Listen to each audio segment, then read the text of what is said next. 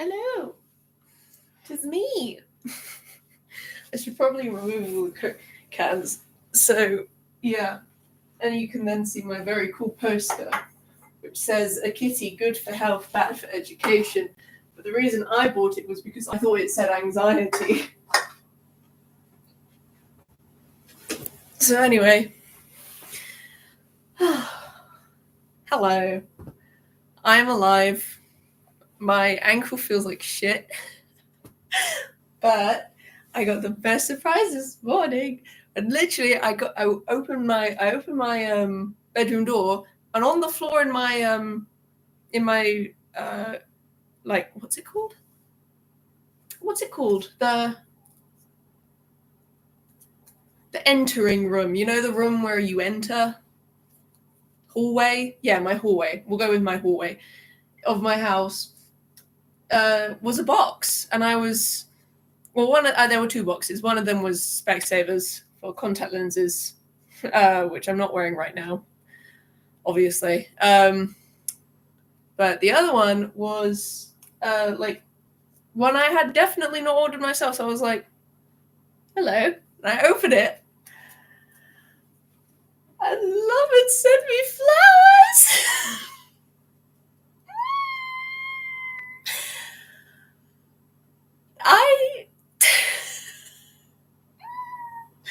I am in love. Oh.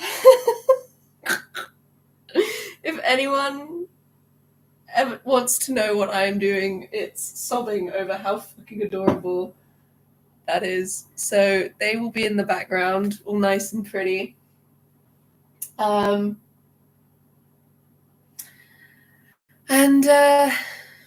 yeah, other than that,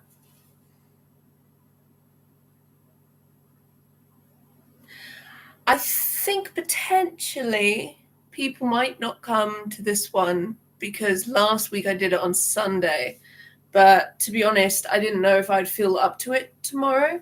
So what I'll do is, for the sake of wanting the whole gang here, especially as we get to the really oh shit, I haven't shown my ankle yet. I'm not going to actually show my foot because that would, I'm not in the mood for, that. But I will show you a picture that I took this morning. Actually, I'll show you the progression. There's still feet pics, but, it's not my actual foot. So I feel like there's a barrier. There's like, there's a level of separation. So this was it the first day. Oh, is it going to show? Let's see. There it is. So this was it the first day, right? Not particularly good. Oh yeah, that day I also went for some eye tests where they put drips in my eyes that made my pupils unbelievably dilated, to the point where they wouldn't dilate, they wouldn't contract. So even when I had my hand really close, my eyes wouldn't focus, and I was like, this is so cool. Anyway, later that day, I then sent a photo to 111 being like, should I go to the hospital? Is it broken? This is the photo I sent, and they said, yes. So I went for x-rays, to check that my foot wasn't broken. Fortunately, it wasn't. God bless me. I woke up the next day and it looked like this. The swelling was unbelievable. I looked like a bloody mess. I actually had a little dimple on my pinky toe because of how much swelling there was. And then this is it today. Let's see. There we go. So as you can see, my ankle is not exactly what we would call demure right now.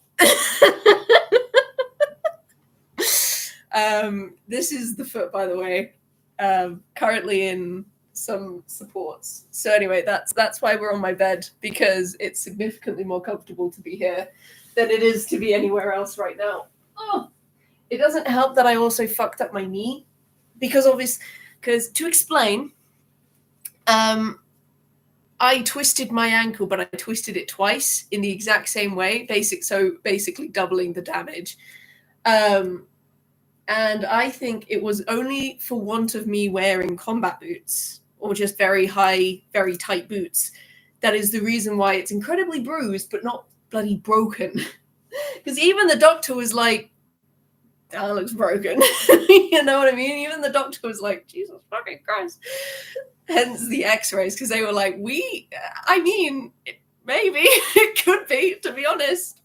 So what I actually have is a major sprain. Apparently you have like 3 levels of sprained ligaments, and what I have done is essentially torn the shit out of everything, which is why it looks so bad. But nothing broke. So God bless my, because the bruising goes right up to where my boots end. So I think the boots, even though it hurts like a bitch, I think they sort of spread out the damage, thus stopping a snap. But anyway, that's my boots. Thank you, boots. You saved my life. And today we are. Oh yeah, my bed creaks annoyingly, so hopefully that isn't incredibly annoying. Also, do you like the painting? My mum made this. I think it's very cute. Anyway, so. Oh yeah, they also put me on codeine and then I threw up. I was so, like, the codeine was great for a while and then I felt so sick. I was like, Jesus Christ. I was like, just kill me. This is worse. I'd rather be in pain. Fucking hell, take it away from me. And so now I'm not on pain medication, so I'm in a lot of pain, but I'm not sick, so. That, of course, did not stop me from hobbling my way to Tiger to go buy a hot glue gun for my Mothman costume. I have priorities, as you can tell. Anyway, I digress. So anyway, what I'll do is, because obviously I want to give the gang a chance to show up, is I'll listen to one and see how many people from the usual crowd arrive. Slash newbies. I love a good newbie, but I know who my usual crowd is. And if none of them have arrived, then I'll just assume that Saturday's a bad day and I'll listen to the other 2 tomorrow, if that makes sense. So we'll see how it goes down.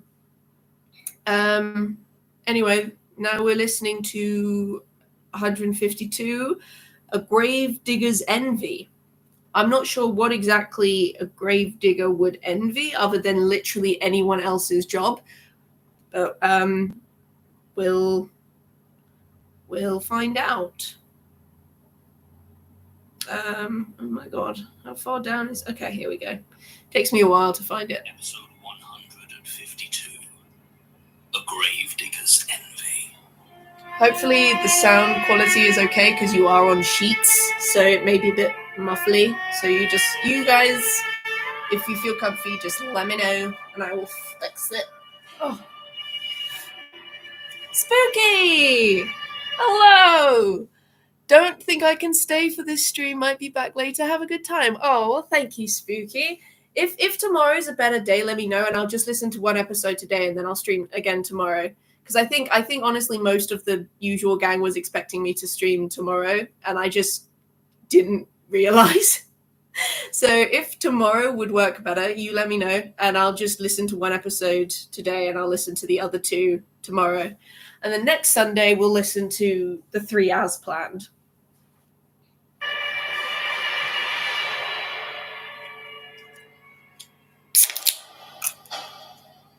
Hey, no worries. Stream whenever. Anytime's good for me. I just like my friends. Of Hezekiah Wakely regarding his career as a gravedigger, compiled from a series of letters to Nathaniel Beale between 1837 and 1839. Audio recording by Jonathan Sims, the archivist. Nathaniel Statement begins. Bale. August 1837. I'll thank you again for your endeavours on my behalf, Nathaniel. I'm sure you can always rely on having a true friend in me. You got a friend in me. Now, and I'm finding myself well contented. My sexton duties keeping my time employed, such as I scarce have a chance to allow myself those dark thoughts that so concerned you when last we visited. It's a fine little church. I'm a grave digger. I want to fucking die. Oh, just 1832 issues, you know, standard shit. And the Reverend is a good sort, though I'll confess to finding his gospel readings tending towards the dull of a Sunday service. Not his fault, of course. The Lord gave him that voice for a purpose, no doubt. But sometimes that purpose does feel like it might be providing me a few minutes of unearned slumber. Still, his conduct towards me has never been less than compassion itself. I feel like all slumber is earned. Why, he told me not yesterday that he'd never seen the church shine like it had since I'd taken over its maintenance. Yes. Shine, I says. Sir, that's a rare compliment when it comes to cleaning sandstone. And he laughed heartily, though the joke was of no great consequence. So you may rest easy knowing I am happy enough. Mm-hmm.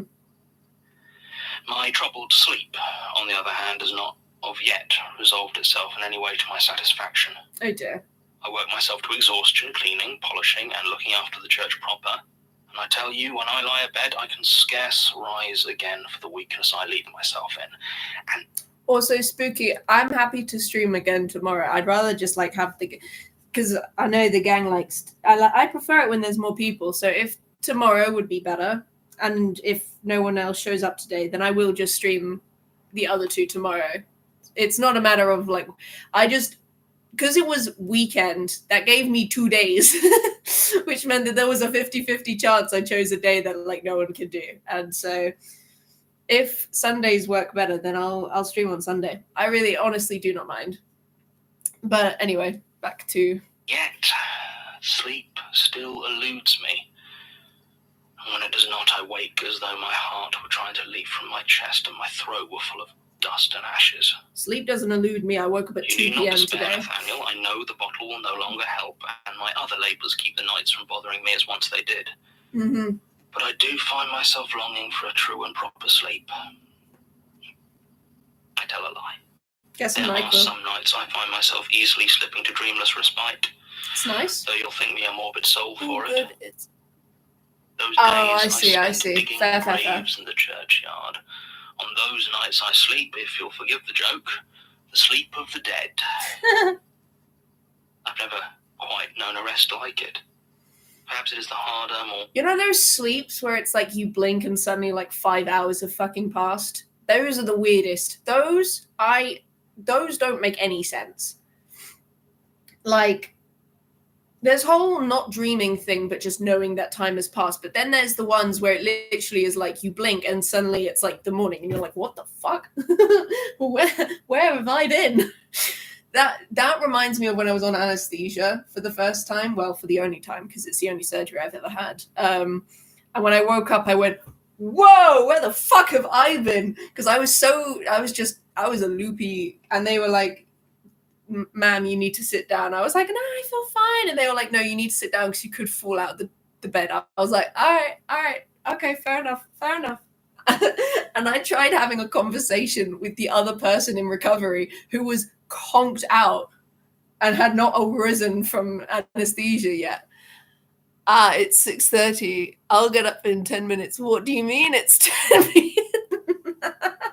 Exactly. It's like, whoa. It's always the naps. The naps just... The naps are so unhinged. Either they're like 10 minutes long and it just feels so restful, or they're like 2 hours and you feel like 12 years have passed. You think you've got grandkids. You're like, ugh. You know, it's like there is absolutely no in between. I have a piece of sleep in my eye that is physically painful because of how big it is. Ow. Anyway. Physical aspect of the task, or perhaps the quiet rhythm of it. There's no echo, as there is in the church. Just the sound of pick and shovel hitting dirt. Where? And when it's deep enough and you stand at the bottom, the noise of the world just fades away to nothing. Hang on, sorry. It said there's no echo. Where is there no echo? Oh, in the churchyard. Sorry, I was confused. It is the sort of quiet that makes you feel as though the commotion and hubbub of life were but a terrible dream. And in sleeping you are waking up to peace. You'll laugh, Nathaniel, but I almost wrote that I hope I have a chance to dig more graves. What a thought. No, that. For to dig graves, one must have something to fill them, and the good Lord takes that at his own pace. You may satisfy yourself I am content with the position you have found for me. Why aren't more people dying? No concern for my well-being or the receipt of your charity. Your humble servant, Hezekiah Wakely. February 1838. There's something very erotic by calling your friend your humble servant, by referring to yourself to a friend as your humble servant. I can't explain it, but it feels like the flirting of the Thank you. I'm so glad you get it, Spook. It feels like the flirting of the 1800s, just like your humble servant. It's like, okay, okay.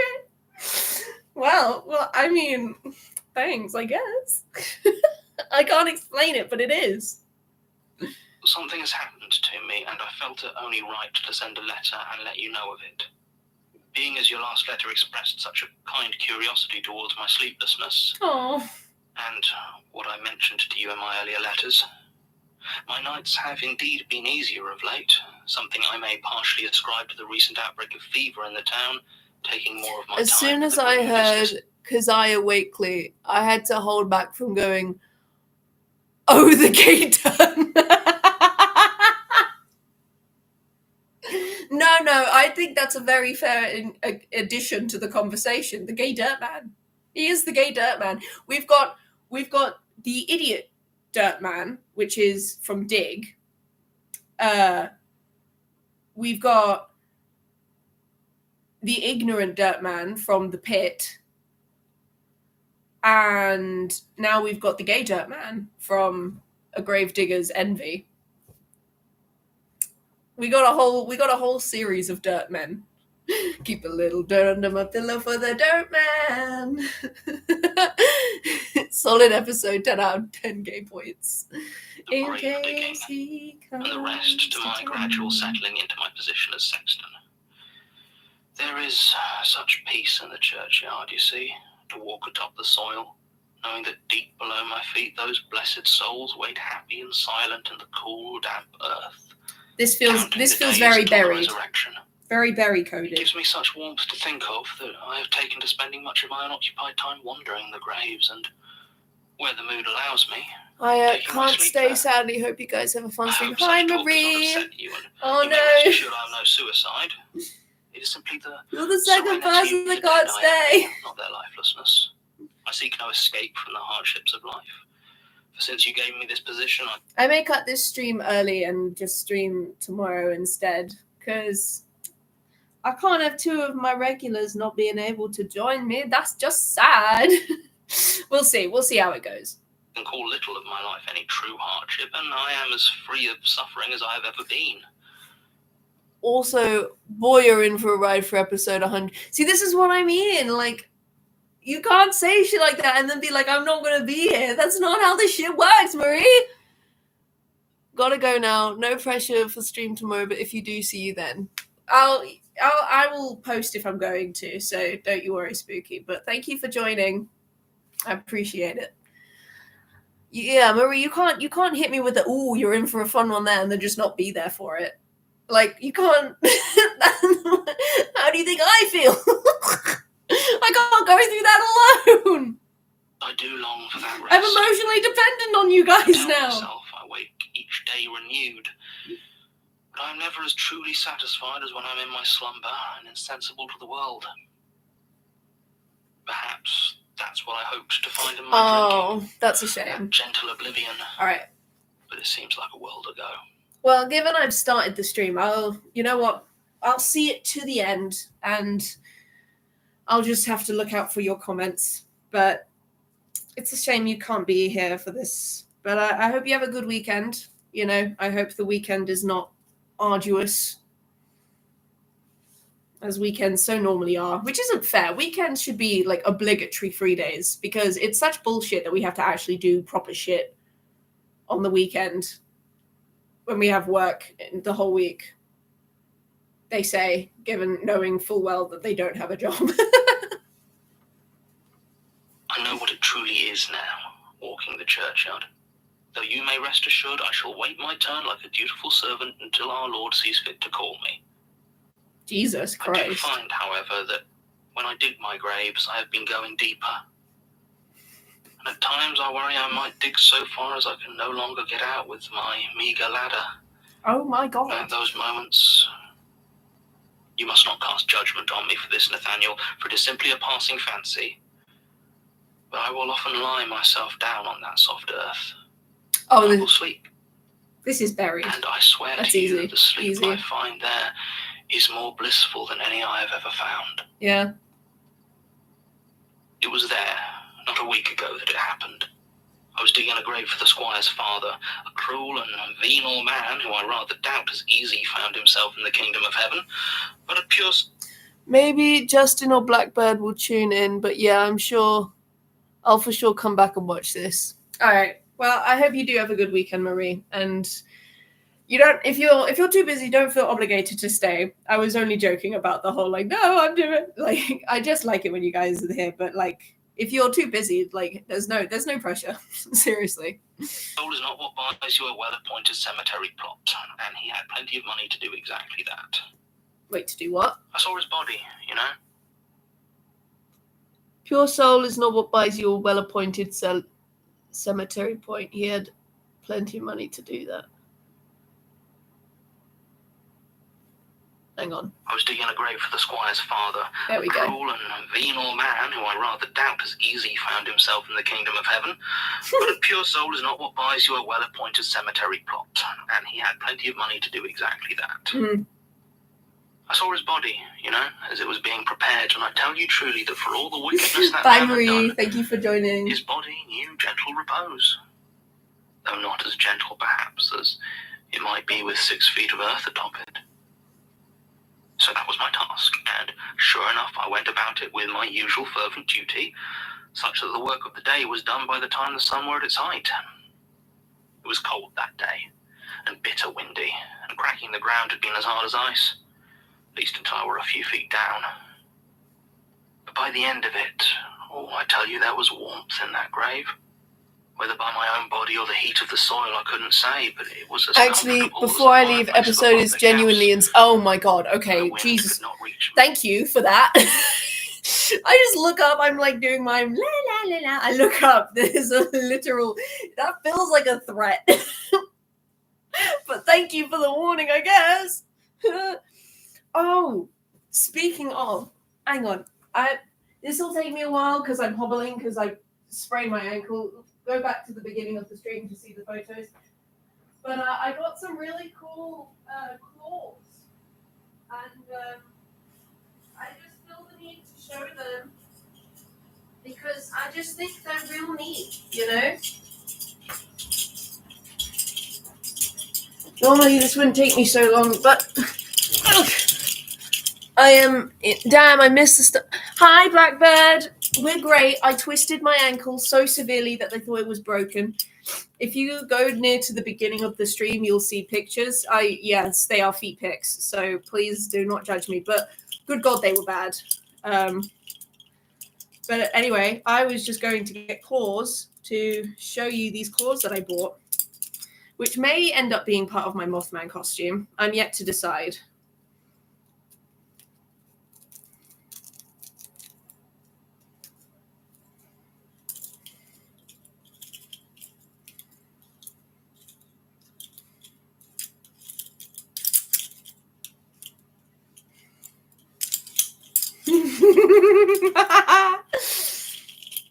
Hang on.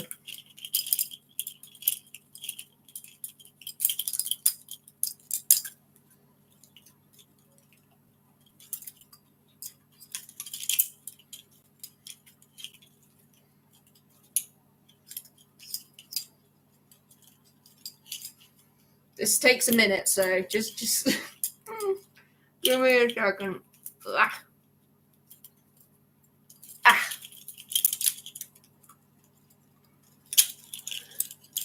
You make even the look how sick they are.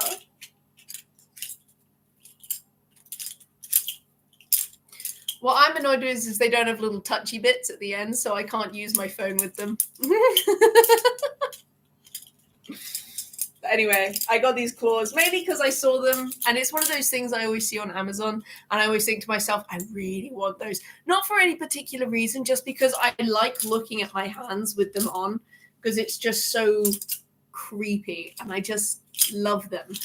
And then I saw them in Tiger, and I hobbled my way to the register with them, and I asked my mum for more money. I went, Mum, I found claws. I'm going to get them. So, yeah. I did a little bit of modding to them. I changed where the elastic for the thumb goes, because it was originally in this little hole here, if you see that, which like twisted it, which meant that I couldn't actually bend my thumb at all. Like it didn't actually bend. And so I did a little bit of modding, and I changed where they attach, and this way they don't bend the wrong way as much, which means they actually curl properly. So yeah, these are my claws. I fucking love them. But yeah. Sorry, I got distracted.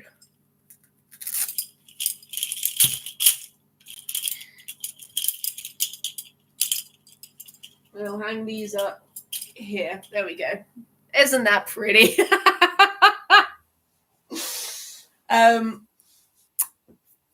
Yeah, hang on. Let me show you a picture of my ankle, because it is quite atrocious. This is what it looked like this morning. I won't show the full entourage, but this is what it looked like this morning. So as you can see, I am quite crippled right now. Oh, I never showed my knee.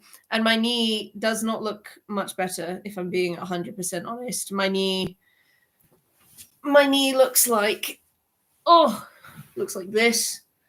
So I am battered and bruised. My elbow looks like shit as well. I even have a tiny scuff on my finger. I fell twice in the exact same way both times, and it was incredibly painful. Fortunately, nothing broke, so I've got that going for me. Don't worry about missing the start, by the way, Blackbird. To be honest, I think most people were expecting me to stream tomorrow. So that's on me. But yeah, so I'm kind of bedridden right now, which is why we're in this room. Just for context. And we're listening to Gay Dirt Man, as Spooky lovingly referred to them. So I was walking, and where I live, there are some tiles.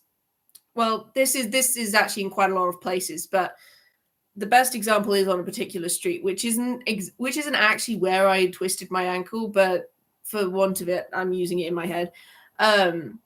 And they all shift and shit. Like concrete is just everywhere. It's just a fucking mess around, especially around the uni campuses, which is where the first one happened.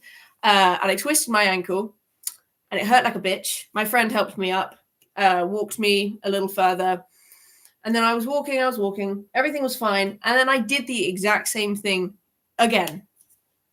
So I twisted my ankle the exact same way 2 times. Hence why I'm so battered. My body aches so much. And yeah, it was just horrible. It was a horrible experience. And when I got home, I basically just crawled around my flat. That's actually quite impressive. Thank you. You know what? Thanks. I appreciate that. But yeah, so that hurt. But you know what? It's actually a lot better than it was the first day. The first day, it looked horrible. It keeps progressively looking worse, but it actually feels better. For example, I hobbled my way over to Tiger today, which there is no chance in hell. When the day after I did it, I literally had to take an umbrella with me. Oh yeah, because I bruised my hand as a consequence. I had to take my umbrella with me and use it as a kind of temporary crutch because I was in so much pain and my foot just didn't work.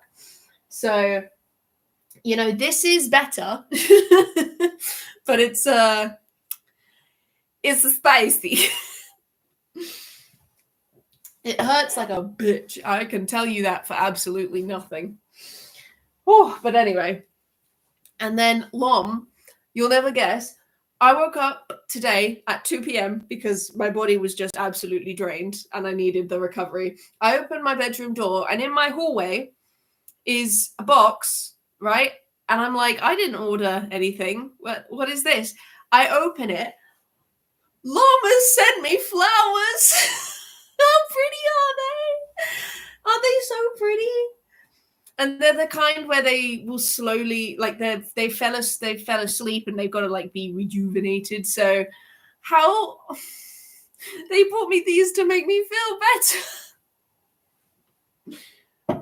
The card said it's blue tacked by my desk and I can't be bothered to go and get it. But the thing said to occupy you in your arduous time of recovery until you can persevere more dangerous pavements. So I'm gonna take care of them in the vase, and then when I feel like their time is over, I'm gonna dry them. I'm gonna bundle them up and dry them in my boiler room, and that way I can have them forever. I'll have a forever bouquet, and then they're gonna live by my desk, and I'm going to cherish them for the rest of my life. Anyway, that's enough waffling from yours truly. Back to Gay Dirtman. I mean, the hole that I had made. So, whether my own body or the heat of the soil, I couldn't say, but it was as comfortable as the fireplace of a public house, and the wind had made. As is my late habit, I lay down. And I had no sooner done this than a powerful sleep overtook me. Oof. I had a dream then. Nothing quite like a grave to give you that true sense of sleep like the dead sleep, you know? That's the kind of post-essay sleep I need. I just need to dig a hole and sleep in it. But a rain had come. A terrible, bitter rain that chilled my bones and turned the soil around me dark and sodden. The walls grew damp and slippery, their firm shape lost as they began to slip and crumble. Oh, that's not good. And then all at once they collapsed. Oh. The wave filling in a moment with a wave of mud and wet dirt. Oh. A single terrible moment of utter terror. It was atop and around me, covering my face and filling my lungs with its awful choking sod. Oh. And the strangest thing was that it was wonderful. I had never felt such safety as within the crushing weight of earth all around me. I think he might be autistic. That could be the next, are you a fear entity or are you just autistic? If you watched one of my earlier episodes, like entries of this, there was a time when I came up with are you a fear entity or are you just autistic? And me and Lom came up with loads of like things, and it's like, or do you just, it's like, do you run hot or do you just take sertraline? This one, has the buried encaptured you, or do you just find compression comforting? The pressing embrace of the buried. In that instant I knew what it was to be dead, and I ached with envy for them. Bro, I think you need a therapist. When I awoke, I was above ground again, amid the graves. Well, that's the good. Rain had been no dream, and I was cold and soaked through, racked with a chill you may well discern from the quality of my hand. It was true also that the rain had caused the grave to collapse, though I must have left it shortly before that happened. I was in no state to address the issue, however, and in fact the Reverend had to ask the sexton from St. Mark's to do so, as I am still laid up in bed with this cough. Perhaps I shall be joining the churchyard sooner than I dared hope. Jesus. Write me back soon, for I have precious little to do in this invalid's bed, and sleep is far from me once again. Your humble servant, Hezekiah. The eroticism June, of referring to yourself as someone's 1838. humble servant. I must first thank you for your visit, Nathaniel, as though my recovery will... Oh, Nathaniel visited him. That's so sweet. I'm sorry, I completely spoke over you, buddy, but that was very sweet. Nathaniel visited him. Oh. History will call them best friends. And sleep is far from me one. I must first thank you for your visit, Nathaniel, as though my recovery were well completed. It is always most heartening to see an old friend. I hope that the business that drew you away so abruptly were well completed, and that I may anticipate your company again after... They were just roommates. I must tell you, oh my god, they were roommates. Due in no small part to the agitation of the Reverend, who has of late succumbed to a very specific, though understandable, mania. The circumstances and causes are easy enough to explain. It was the funeral of young Nellie Cooper that did it, which was a most upsetting affair. I'll say I have much sympathy with his plight, as I had a chance to view the body myself, and if you'd asked me if I concurred with Dr. Grantz's judgment of death by drowning, I would have agreed without hesitation. She had that peace to her that I have spoken of to you before, and I knew how happy she must be to soon be returning to the earth. But that day, as they carried the slim coffin down towards the hole that I had dug, and so recently enjoyed my own calm repose, there was a commotion among the pallbearers for little Nellie's coffin. Next, he's going to be doing assault, whatever the fuck that... I'm so traumatized I can't remember the name, but he's going to start doing one of those things and start just, like, thrusting into the grave. What's it called? That really traumatizing film about the guy where he, like, licked the bathtub and shit like that. You know what I'm talking about. Whatever it is, that one. He's going to start doing that. He's become too emotionally involved with these graves. It's becoming a problem. Sorry, can't help on that one. I know it's a thing, but I can't remember what the fuck it's called. Hang on. I'll check on Netflix. Give me a fat second.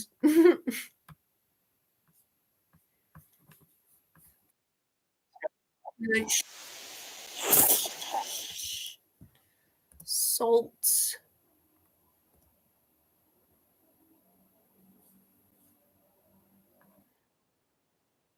No.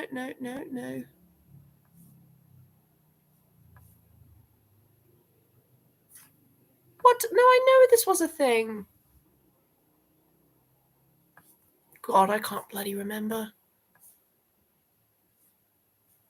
I can't remember either. You know what? It doesn't matter. Either way, it was a very weird film. I'm sure I never watched it in full because at the time I don't even remember its fucking name. Either way, everyone was talking about it for a while, and it was just painful to watch or hear about because it's just so weird. Guy was just weird. But anyway, the point is this guy is a bit too emotionally attached to the graves. And began a shaking and a rocking back and forth, such as they were unable to keep their footing, and dropped it. The crash of the wooden casket hitting the earth is a sound I'll not forget in a hurry, nor the shriek that came from inside the splintered wood as it burst open. As you may well have surmised, Nellie was not, after all, dead, and shaken off the stupor mere minutes before she was due to be placed below ground. She's unharmed, at least in body, though I can scarce... Oh my god. That's like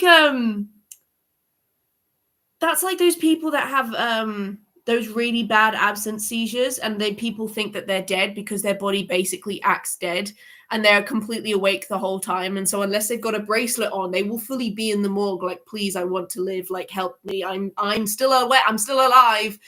But if you check their like pulse and shit, like, you can't feel it because it's so subtle, because the body is like dead basically. It's crazy. It's a crazy time, and it's a horrible, terrifying condition to have. But yeah, imagine the maddening strain it must have put on her to see her own tombstone carved and waiting above the dark silence of her open grave. I mean, yeah, that would be traumatizing. To be honest, I suspect the worst effect is upon the Reverend.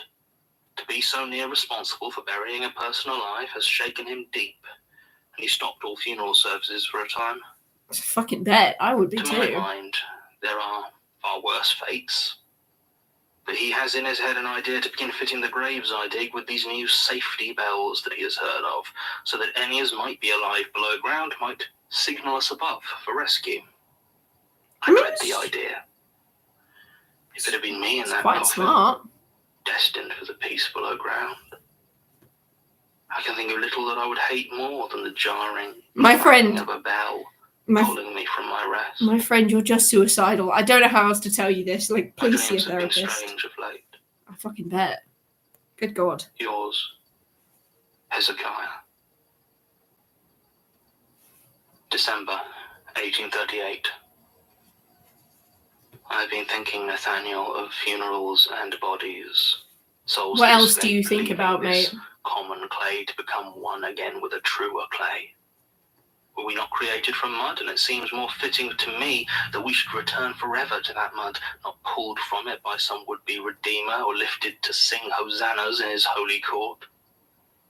I've worked so long, so hard. Do I not deserve a rest in the mud from which I came?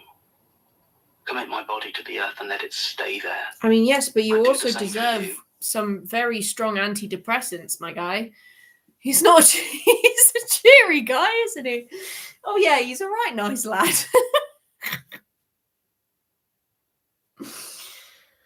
Oy vey. Oy vey, man. Worship of the Most High, though it may be earned, perhaps, by He that made the heavens and the earth. Well, to my mind, all that prayer still sounds a lot like work. Do you know what the Reverend said in his sermon the other day? Mm. He said that in the kingdom to come there will be no Hey! leaders. Oh my God! Lemon! You're here! I'm Blackbird! You missed Marie and Spooky. They both can't make it, but oh my God! Lemon, hi! You've never been... This is so exciting. Welcome. To catch you up, I finally caught a dang stream. You did! I'm here! You missed my claws. I'll show them later. I twisted my ankle, which is why we're in bed, because sitting anywhere else is deeply uncomfortable for me. Lom bought me flowers, and I love them. Howdy from across the pond. I know. I'm so glad you're here. Oh, that's so exciting. I'm just excited because you've never made it so far, and you finally made it, and I'm happy for you. I'm like, oh, you finally did it. Good job. Yeah. Oh, don't worry about my ankle. It's fine. It hurts like a bit, but it's fine. I managed to hobble my way to buy these claws from Tiger, so I'm clearly not that broken. They say, knowing for a full well fact that it's a terrible sprain. But anyway, that doesn't matter. Hi, welcome. We're listening to Gravedigger's Envy. I've come to the conclusion that our speaker is just autistic and depressed. And we are on episode 152. I love that you said, oh, this one. You're like the third person to say that. Hello, I am back but cannot speak, but I'm here. Oh, hi, Spooky. Don't worry about not being able to speak. That's totally fine. I love that you're still here. I appreciate that. Thank you. Spooky! I love that my chat is just filled with people excited to see each other. It's so cute. I love it so much. The bones, the myth, the legend. Oh, but anyway. Yeah, so that's the update. I'm so glad that you're here, Levent. I'm so glad. And so we got Spooky, Blackbird, and Levent in the chat. That is very exciting. We got a whole set of the gang. We've not got all the gang. We've got a good set though.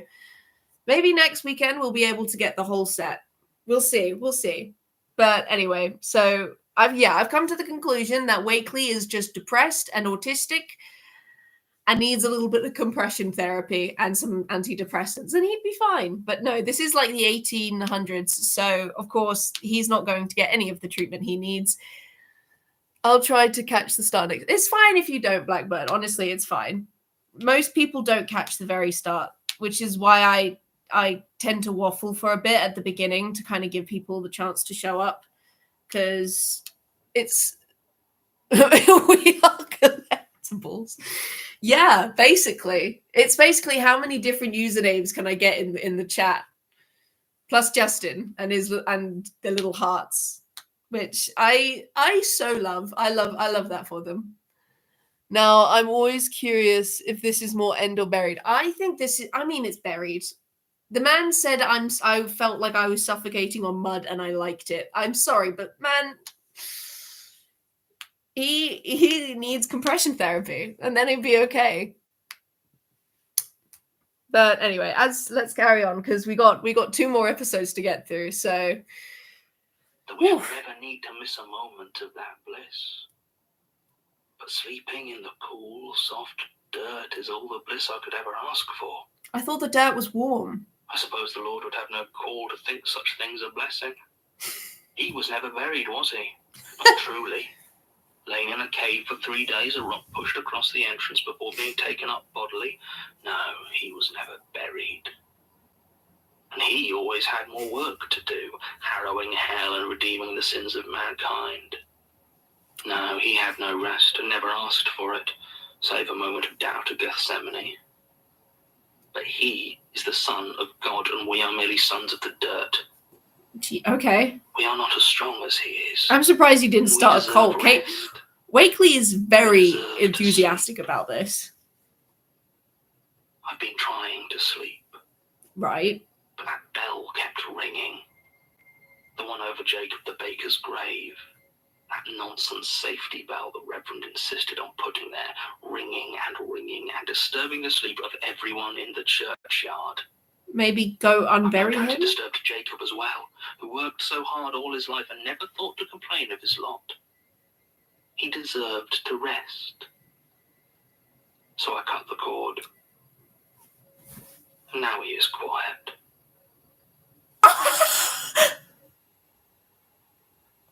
Pause. Wakely, my boy, did you just kill some...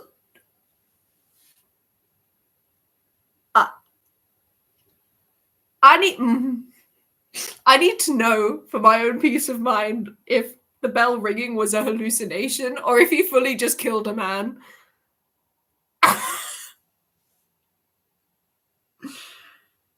Also, I love that in the Victorian era, it was so common for them to misdiagnose people as dead that they created safety bells. This is an actual thing that they had in British graves. It was a pulley system, and so essentially, if you were in your barrack, you're in your coffin, you could pull the string if you were still alive. Pull it and it would ring to basically be like, no, I'm not fucking dead. Unbury me, please. I'm going to die if you leave me here. And it happened so often that they had to create these fucking bells. Like, how are we so stupid? But this man fully just cut the cord on it. Was like, shut up. Stay buried. Nathaniel is not going to enjoy. Nathaniel's gonna be like, broski, you did not. Just hitting the snooze button. Sleep now, brother. Sleep now, brother. Goddamn. I can't get my clothes clean anymore. My shovel is never far from my hand. Wakely. Yours, Hezekiah. Jesus Christ, Wakely. January 1839. Yeah, I want to know how Nathaniel responded to his active admission of murder. Nathaniel, I'll not deny it. More than that, I am hurt. My letters to you have always been a comfort to my soul, a place where I may lay my heart bare and tell the truths of what I think and feel without fear of judgment or reproach. That you chose to share what last I wrote you with the magistrates has wounded me sore. They came and asked their questions, as I'm sure you hoped they would, but could, of course, prove nothing. Jacob is long dead, and I was very careful how I stopped the bell. But such suspicions eat away at peace. He's like, you fucking snake. You snitch. You knock, you ruined my plans. Fuck you. That is so, oh my God. Nathaniel was like, buddy, that's a, to be fair, I mean, that's a crime. Wakely, my man, that's a crime. you fully just, you murdered someone.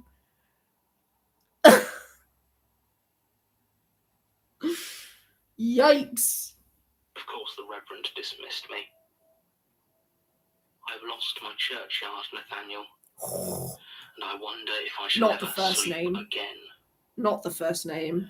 It was my own fault, of course. I should never have told you these things, assuming you would understand, but how could you? You've never felt the close embrace of peaceful soil. You've never truly slept in the bosom of the earth. These things are not such as can be shared in words, and it was my foolishness to think that they could. But worry not, Nathaniel. The love I bear you will not let me leave you ignorant. As I did with the Reverend, I will come and I will show you, once and forever, the true and glorious peace of the buried. Did he kill the Reverend too? Bro! Man's got a kill count. Oh my God, he's a fucking serial killer. He just buries people just straight up. That is... Oof. God damn. Hell's fucking bells, man. That's intense. That... Also, I love that he's fully like, I'm coming for you next. I love that he said, the love I bear you will not let me leave you ignorant. I love that he was like, I love you so much, I'm gonna teach you better. I'm coming for you, bitch. That, can you imagine receiving that letter? I would be fucking terrified. But at the same time, I feel like crazy loves crazy. If Nathaniel's been with him long enough, honestly, let crazy be crazy, you know? Bury people with him. Fuck a grave. I don't know. See a therapist. At this point, I don't know how to help. I try to fix the relationship issues I see in this for the sheer humor of it, but I don't know how to fix this one. I'm gonna be real with you. This is beyond fixing. The man's got a kill count. I don't know how to cope with. I genuinely don't know how to. Yikes. Your most humble servant, Hezekiah Wakely. Not the return of your most humble servant. Statement ends. Jesus. Nathaniel Beale is buried on the grounds of St. Peter's Church in his hometown of Dunstable. By will? And I am only the third person to know that in almost 200 years. After Nathaniel Beale himself.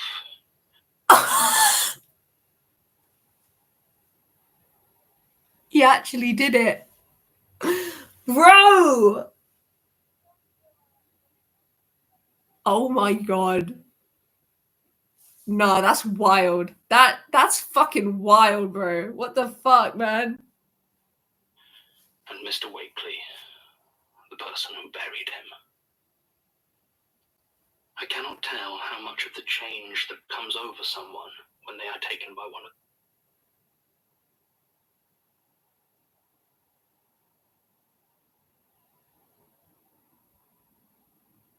That's crazy. I wonder where Mr. Wakely is buried. Did he bury himself with him? Because honestly, goals. the fears is a direct product of their influence, and how much is their own mind desperately contorting itself to accept and justify the awful things they find themselves drawn to doing. I've read... That's normally the difference between people with certain mental health issues who commit crimes versus psychopaths and sociopaths who commit crimes, because psychopaths and sociopaths won't necessarily feel the need to justify that they did it, because them doing it in and of itself is a justification. Like, especially sociopaths, because if it's like, well, I wanted to, so I did. Like, and because they don't most of the time they don't fundamentally understand quite a bit about like humanity and morals and stuff, because it just doesn't click the same way. Also, I apologize. I should have been saying antisocial personality disorder, but instead of sociopath, because sociopath is an outdated term. So that's on me. Anyway, I'm going to end that ramble because I don't know enough about it to continue it. Statements now by those who are changing, who are becoming something else, and few, if any of them, seem entirely rational, entirely the people that they were before. Well, duh. How can I tell, I suppose? My job is to view people at their lowest. This their is most true. fearful and unstable moments. We need a before and after. Perhaps there is less change there than I imagine. What you should do, John, break into their houses, look for like a secret diary. You know, get a gist of, or like look them up on social media. Like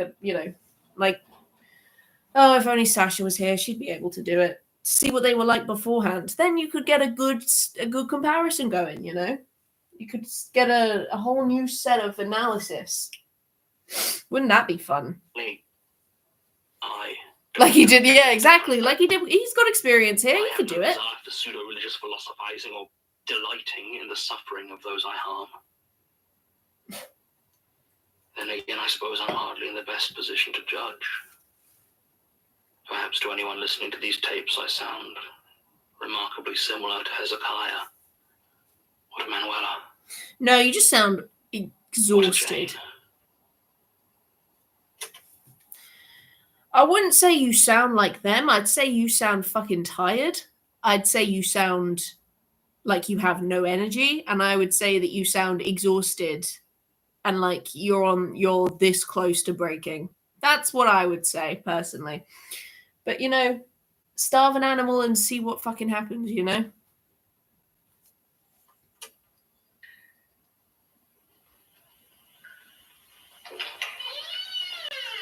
Hello, John. Ooh. Been a while since you've been down here. I didn't come here to see you. Oh, calm down. I'm sure I'm more interesting company than the late Jane Prentice. It's all that's left of her now, apart from a jar of ashes in my desk. Just a circle of rotten stone on an otherwise unremarkable wall.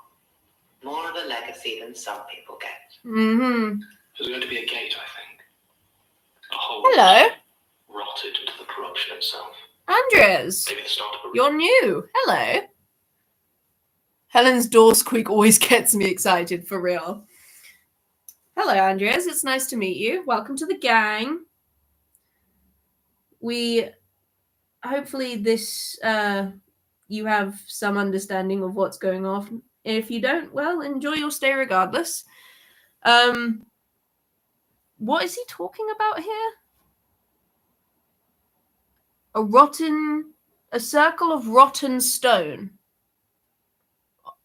Is that the like portal that Jane was trying to make to like allow the corrupted in or something that he's referring to there?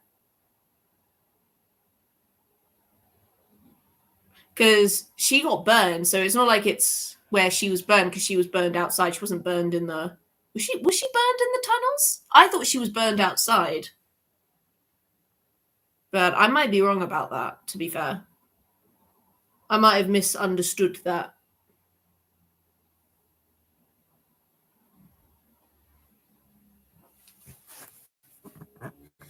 Need to change it to live chat again.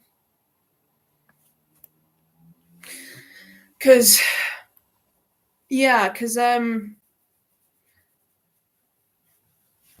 Prentice was burned. Yeah, that's what I thought. I thought she was like captured and then taken outside and then burned. That's what I thought, at least. But it's described as a circle of rotten stone on an otherwise unremarkable wall. So that's either her or it's the portal that she was trying to make. Maybe? I don't know. Hard to say. Either way, it probably doesn't really matter that much. Not exactly impressive, is it? Less complex, certainly. But I think that's the thing about, what did Elias call it? Filth. I don't think it really plans much. It just starts to grow wherever it can get a foothold, and If no one stamps it out in time, game over. This is true. How clumsy. Though I suppose it has a certain charm.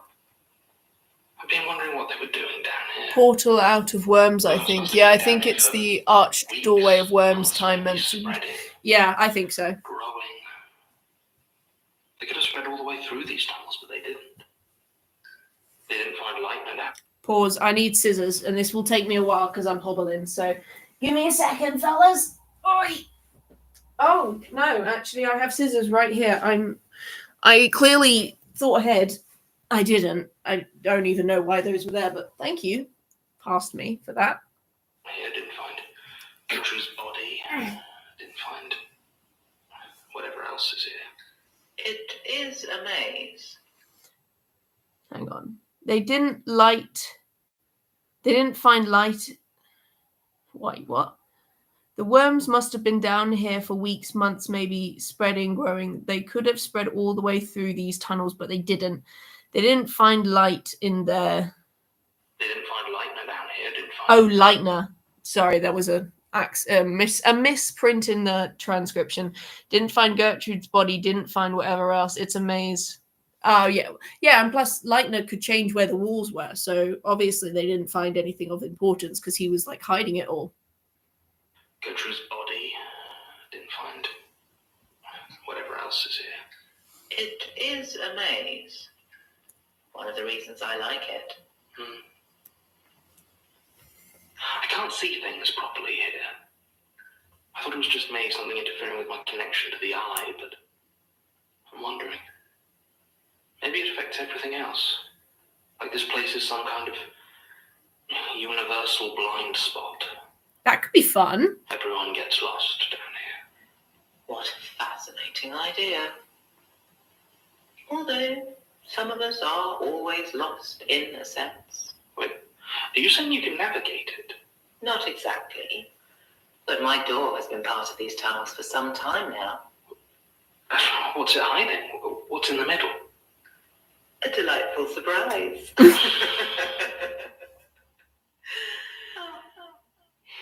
that's not why you're here, is it? Well, it is now. I've been thinking a lot about Jane.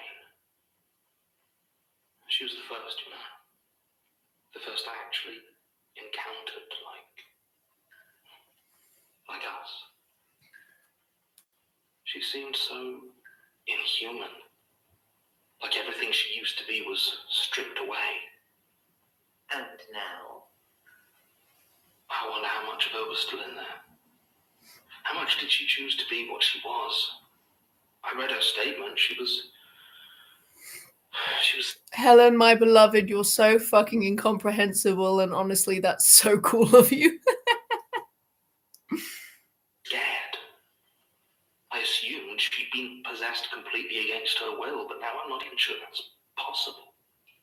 It is astounding the sort of thing you're willing to choose, given an unpleasant enough alternative, isn't it? How much of willpower is just safety, comfort by another name, the option to choose and be fine. Hungry, are we? That's not... Oh. I haven't done anything yet. I feel like if I don't, I might die, fade away into nothing. Do you know that? No. I can't die. They need me. Come on, John. No excuses. They don't need your protection. What? Are you going to look after them? Ooh. And how would I do that? You eat things as well. They have to open the door, Archivist. I can't just push them in. Oh, you've got hands. Sharp enough to pull out worms, kill a few old men, maybe stab an overeager Archivist. But my physicality is as much an illusion as everything else about me. Think of me as a bear trap, not a sword. But we're not talking about me, are we?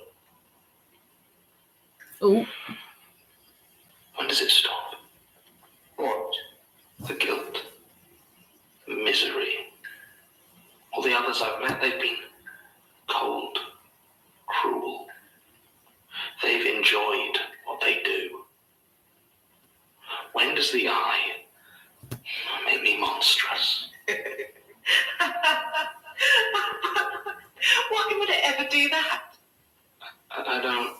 When has your guilt or your sadness or your hand-wringing ever actually stopped you from doing what it wants? I have not been taking statements. You've sworn off other people's trauma for now because you're caught. Because continuing would endanger you. But other than that, when has your discomfort ever actually stopped you walking the path of the beholding? Oh. I don't know. Even if it were capable of doing so, what possible reason would the eye have to change how you feel? God damn When it. it makes no difference to your actions. Helen was like you at first. She felt such guilt overtaking people. Until one day she realized she wasn't going to stop doing it. So she chose to stop feeling guilty. Fine. Interesting. My feelings mean nothing to it. Not true. They carry a certain flavor, a seasoning. I see. I am enjoying our time together. She's like the therapist. Advice already. Cheerio, John. Enjoy your brooding.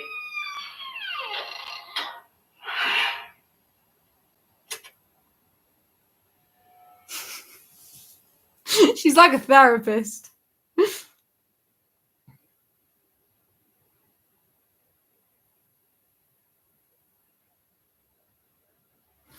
I want to read over that again.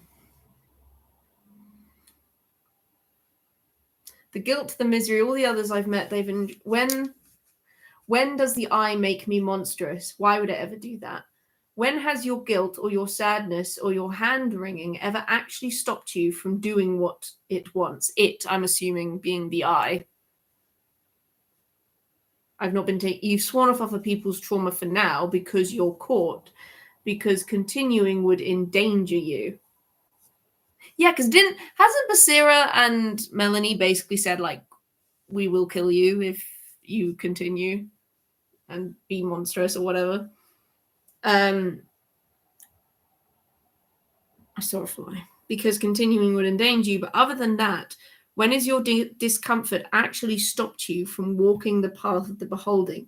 Even if it were capable of doing so, what possible reason would the eye have to change how you feel when it makes no difference to your actions? That's interesting. So it's almost like that's interesting. I like that. That's oh.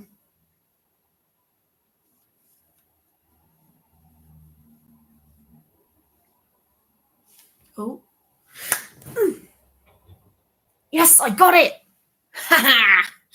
My angle may not work, but I can still kill flies. Oh, I love it when that happens.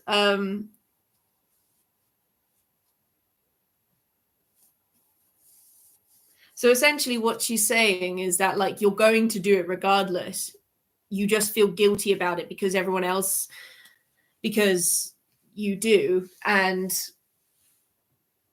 you know, and you've stopped eating properly because everyone's told you to stop eating properly, potentially under threat. I can't remember if Basira actually said, like, I'll kill you if you continue eating, like, trauma. I can't remember if she actually said that, but regardless,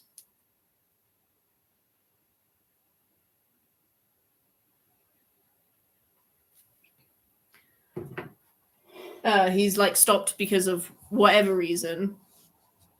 But other than that, he has always done what it has asked of him. That's interesting. I'd never thought of it like that.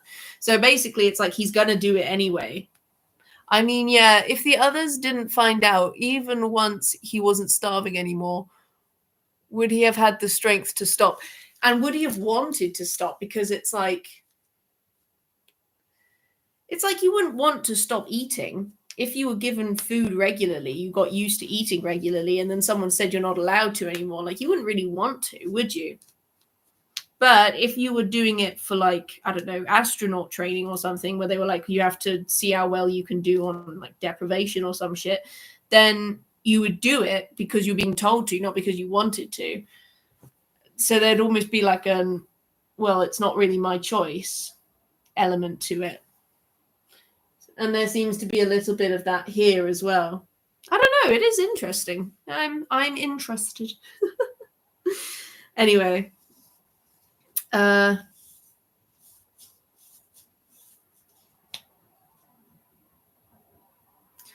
to the next one. Love bombing. Oh boy, that's traumatic in and of itself. That doesn't even need to be a fear. That's just traumatizing in itself. That's horrifying. The Quill presents the Magnus Archives.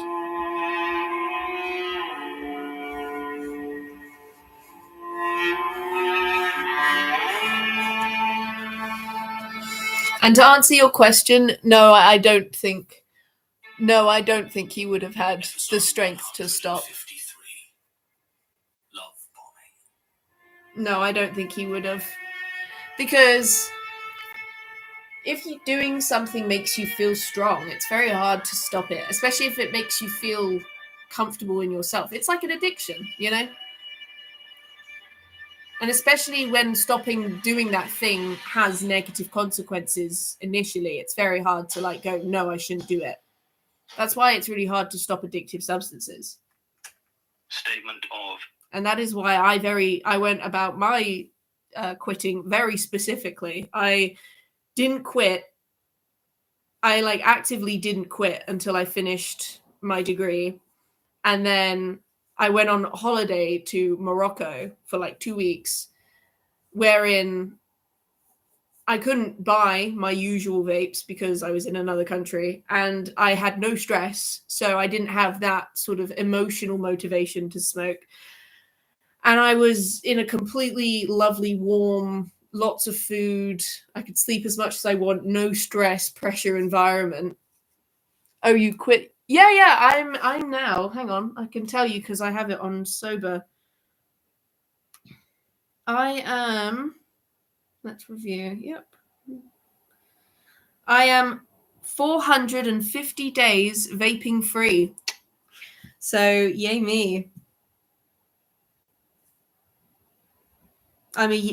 In other words, I'm a year, 2 months, and 25 days sober. So, but yeah, I knew that if I tried to stop vaping whilst I was stressed, it wouldn't work. Oh, hi, Justin. Hi, Justin. Thank you, Blackbird. It wouldn't work because the anxiety around working would make me want to smoke again, and and then it could potentially ruin, like it could potentially interfere with my, like, the quality of my work because I would be so stressed about not being able to smoke and blah, blah, blah. So I was like, okay, I have to wait until I'm not working. So I finished my thing and I took no vapes or anything with me on the plane, obviously. And they didn't sell the ones I liked in Morocco. And also we were in a resort. And I basically did absolutely nothing except eat, sleep, and relax for 2 weeks, basically vibing out the any of the physical withdrawals. You know, it's hard to tell if you've got the shakes and sweats if you're in the sun, you know what I mean?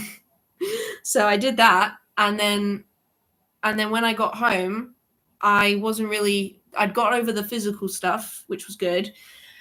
And then it was just a matter of teaching myself that I didn't need the vape to work well, which meant just submitting a decent piece of work without having smoked to prove to myself that I could do it. And once I was there, I was fine again. I was fine. I'd covered all grounds. I'd gotten over the physical side of things when I had nothing to do, and then proved to myself I didn't need it to work well. And then it was like, okay, well then that's all my anxieties covered. And So now I'm 1 year and 2 months. So that is my recommendation if you're trying to quit smoking. Go on holiday for 2 weeks and you'll just vibe away the withdrawal symptoms. It works like a charm, honestly. Barbara Mullen-Jones regarding her 9 months spent with the Divine Chain cult. Original statement given 2nd April 2012. Audio recording by Jonathan Sims, the archivist. Statement begins. Everyone thinks they're too smart to get involved in a cult. I'm sure you do. You think that at the first mention of aliens or the end of the world or the lost book of the Bible, where Jesus buried his holy staff in the foothills of the Himalayas, you'd go running. Yep. Trouble is, that misunderstands how it works. I mean, when I was with the Divine Chain, some of the smartest people there were also the most committed. Intelligence doesn't make you less prone to taking on bad ideas, it just makes you better at defending them. To other people and to yourself.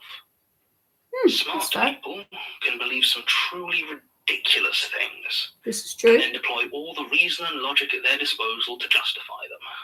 This is because also belief true. Doesn't begin in your mind. It begins in your feelings. And cults are very good at finding you when you're at your lowest point. When you're at your most emotionally vulnerable. And when you're at that point, it's astounding what can crawl into your heart and start to fester there. I hit my lowest point when I turned 41. That's when my life came crashing down, at least on the inside. From the outside, I'm sure everything looked pretty much okay. I was getting gigs, I had a job, I had plenty of friends and a supportive family. But that was when I started to properly look at my life, and I really didn't like what was looking back. I was a stand-up comedian, you see, and a really good one. That's not boasting, that's just the truth. And I'd always assumed that was enough to eventually have real success. And for the first 10 years, it seemed like I was right. Okay. I worked my way up. Performed for basically nothing, basically every night, and got to be pretty successful. And then I stayed that way for the next 10 years. Trouble is, do you know how much a pretty successful comedian makes? How much? Let's just say I had a full-time office job and was still barely making rent. Damn. But between working full-time and gigging full-time, I just kept putting off everything else in my life. Always so sure that big time was just around the corner. This is the TV spot that gets me noticed. This is the sellout fringe show that makes me mainstream. This is the deal that actually goes somewhere. Yikes. I made it through turning 40 with my self-image intact. But for some reason, at 41, I just cracked. I realised I'd spent most of my life with nothing to show for it but a few awards no one cares about, a string of awful comedian exes who broke up with me for being funnier than them, and a dreadful office job. I was going to be working until I died because I'd never bothered to build a stable career. I was never going to own a home, never going to have kids, never going to have the life I'd spent my entire youth sacrificing for. And yes, I know that 41 isn't actually too late for most of that, but try telling that to someone who's just decided they've wasted their life. Yeah. I felt like I couldn't talk to anyone about it. My friends were all comedians who really didn't want to hear it, and my family were blandly supportive to the point of uselessness. Oh, they had plenty of soothing platitudes, but platitudes wouldn't get me back 20 years. I was in a really bad place. Sounds like you're having an existential crisis, buddy. And the best way to deal with an existential crisis is to get a pet. That is my honest to God advice. Get a dog and you'll feel better. A friend recommended a meditation course to me. And I thought I'd give it a shot. Obviously, the meditation course didn't mention anything about the organisation behind it. I had no idea it was anything other than a standard evening class. And it had exactly the right level of pseudo-mystical nonsense to it to get me comfortable. A little bit of tarot imagery here, some misinterpretation of chakras there, a touch of sweet-smelling incense. Just wait. Oh, God, okay. A meditation class that is exactly my level. I mean, let's put it like this. I don't believe in the power of crystals, but I still have plenty dotted around my bedroom. I don't believe in astrology, but I do have my birth chart on my wall, and like to check my horoscope, sun sign, and ascendant every day.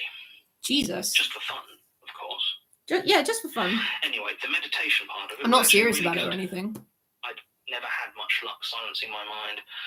But Joyce, the lady running it, was really good at bringing you to that space. It was surprisingly freeing.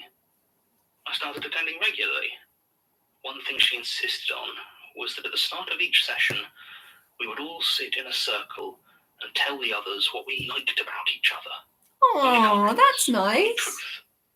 The first few sessions, no one really knew the others well enough to offer anything more than general niceties. But as it went on and we became closer, the affirmations became more personal. That's sweet. More meaningful. And it felt really good. Just to have all that positivity, that affection uncritically directed at you. I thought it would be cheesy, but it was just this incredible feeling of being wanted and appreciated. That's really nice. You know, every comedian goes on about how they love the business, how great everyone is. Every one of them is lying. Yeah. It's horrible, and everyone in it is horrible. And being there, having people be genuinely lovely to me, I didn't know what to do with those feelings. Apparently, in organizations that monitor cults, this method is called love bombing. I think I'd even heard of it somewhere before, but that didn't make it any less effective. I went to the meditation group for about 3 months before Joyce mentioned. Love bombing is hard because it's like, it's a very fine balance, because there are, you know, a weekly session where it's like because I think the example he gave, I wouldn't really call that love bombing, because that's kind of just like, you know, that's almost like a self-esteem thing. Oh man, if I ever get more than 2 viewers, I think I'd explode. Rose staring horrified. Yay, Ulf.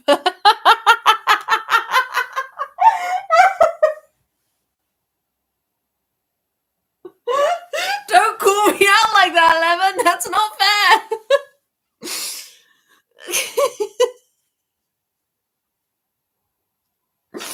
Listen, past me is.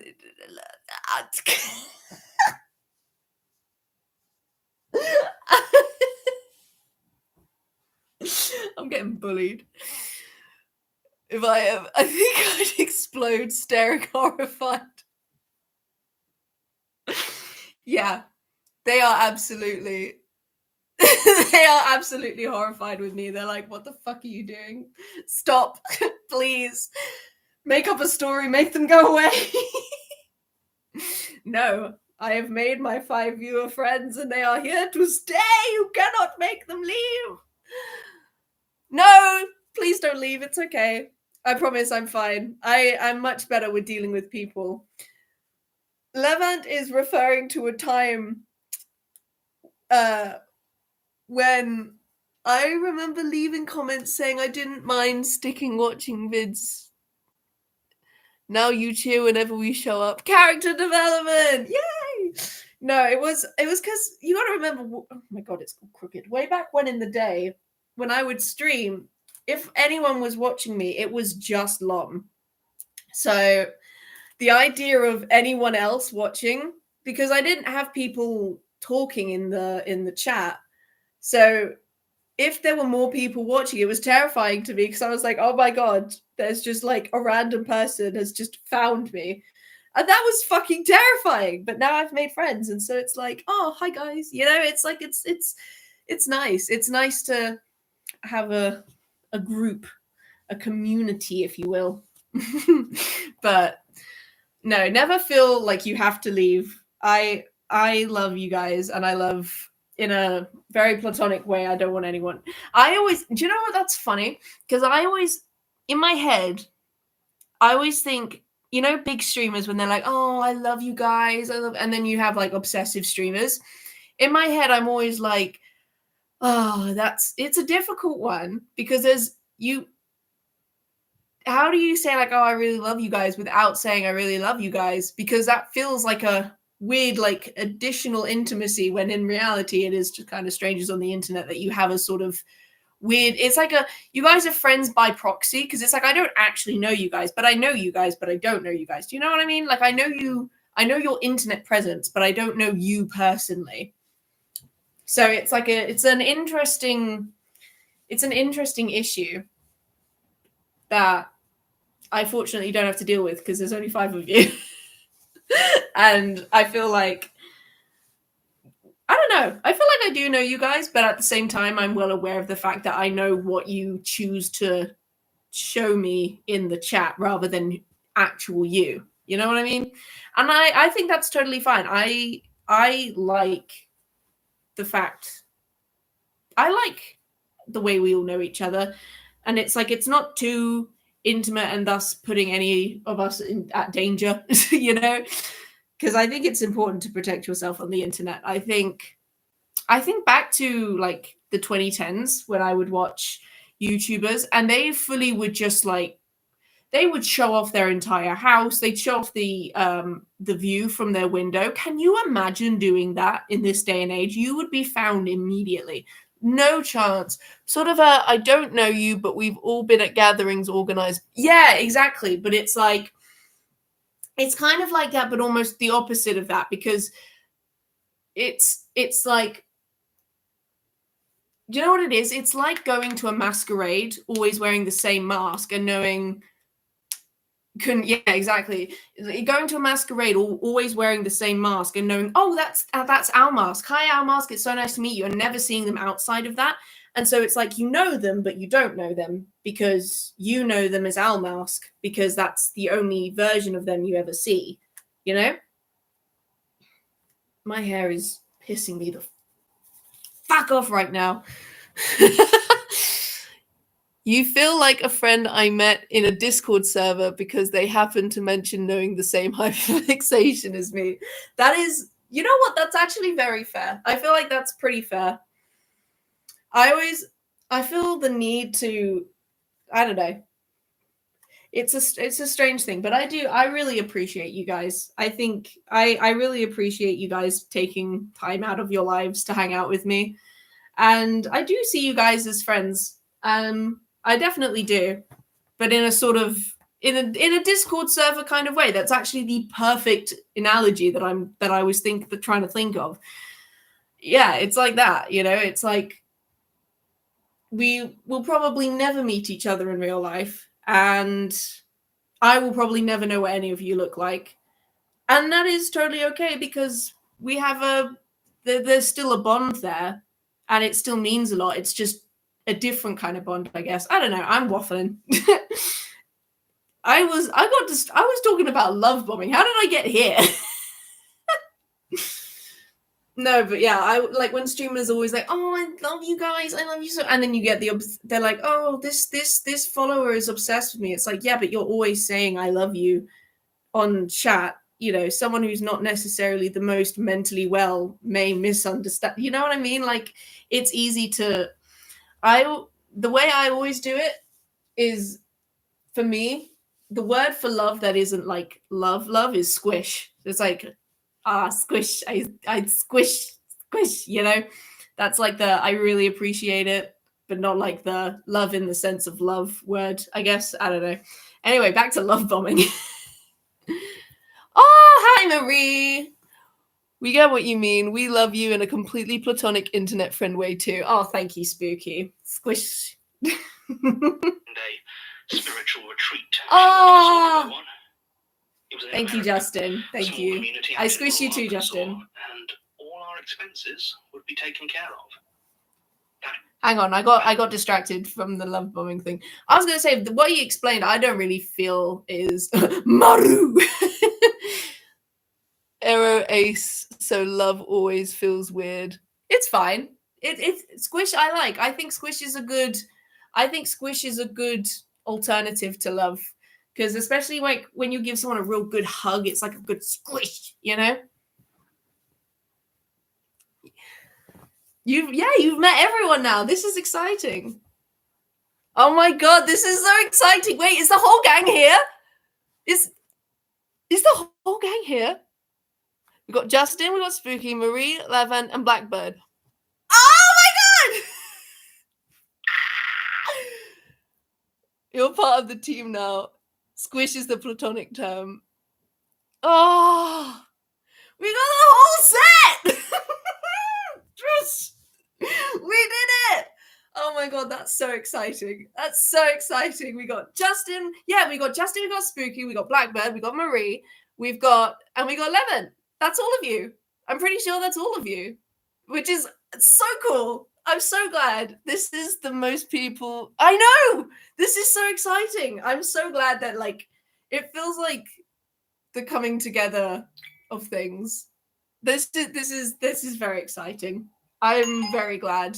Ah, hi everyone. Squishes all around. This is the best. Ah. Anyway, dude, why is your autocorrect is always a bit of an asshole. I can't lie to you, Marie. But to be fair, I always kind of know what you mean to say regardless. So that's good. Yeah, we got everyone, Blackbird. We got the whole fucking set. You're part of the team now forever. Yeah, welcome. You can never leave. You're now part of my cult. This is actually a cult. Spoiler alert. Can you imagine? This has actually just been a really long thing to get the 5 of you in a cult with me. Like, can you imagine if that was the chain? That would be one of us. One of us. Jeez. Anyway. Anyway, yeah, so how great everyone is. Every one of them is lying. It's horrible. Everyone in it is horrible. And being there, having people be genuinely lovely to me, I didn't know what to do with those feelings. Didn't know what to do with those feelings. Honestly, I This method is called. No, it's the other way around, champ. Oh shit, I'm in a cult now. And I have 8 people viewing me right now, so this is fun. I've got my 5 gang and 8 lurkers and 3 lurkers. I can't do maths. We're all getting in. I mean, yeah, you've got me. I'm in it. I'm here. You've succeeded. I'm indoctrinated. So, A star for the cult activity, boys. Woo! Love bombing. I think I'd even heard of it somewhere before. But that didn't make it any less effective. It is a very effective I went to the technique. meditation group for about 3 months before Joyce mentioned a spiritual retreat she wanted us all to go on.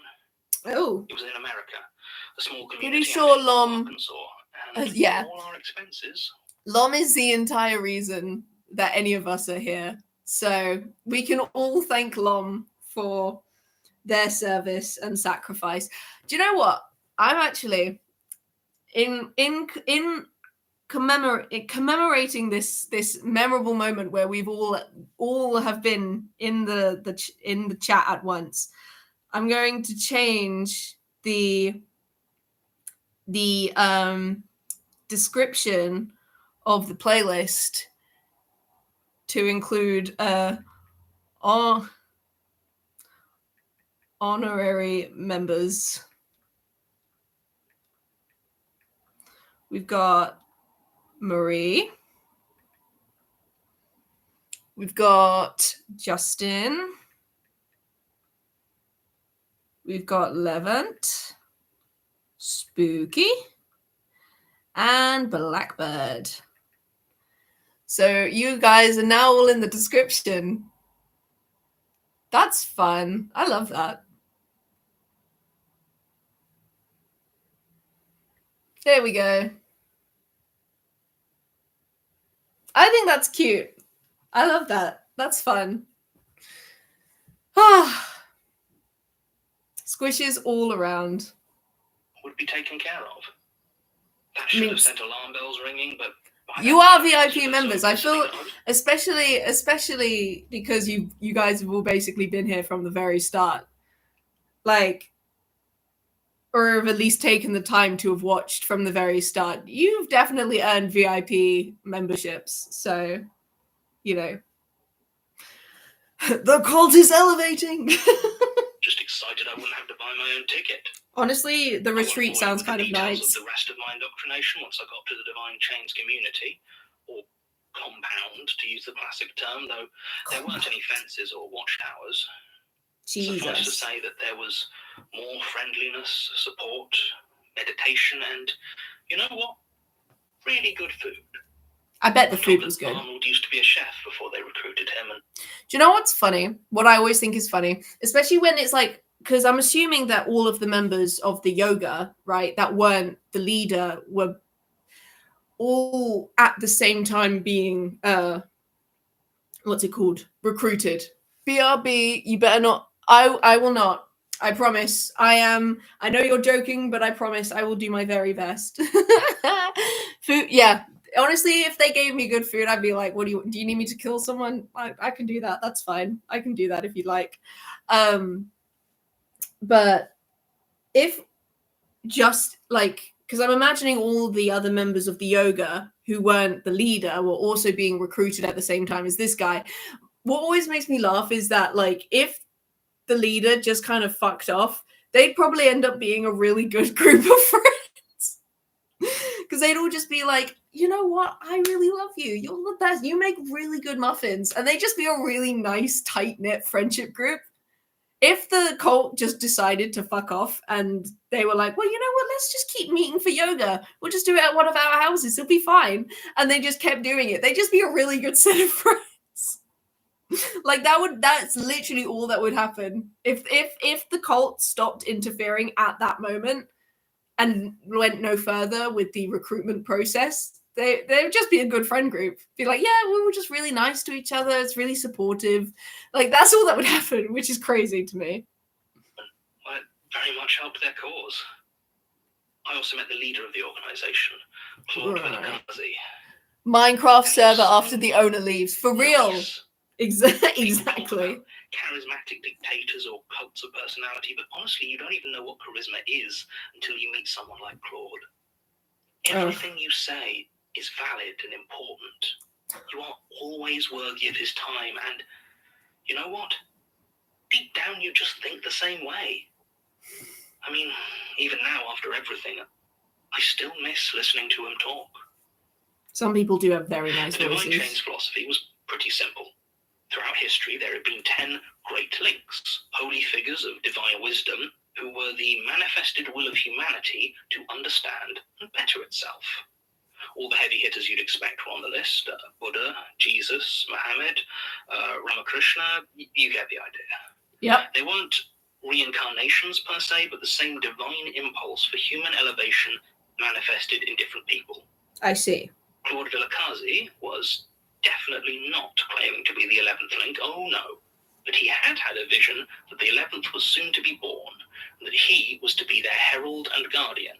I see. The actual practices were a grab bag of all sorts of occultism, exactly what you'd expect from a group who laid claim to basically every major religion.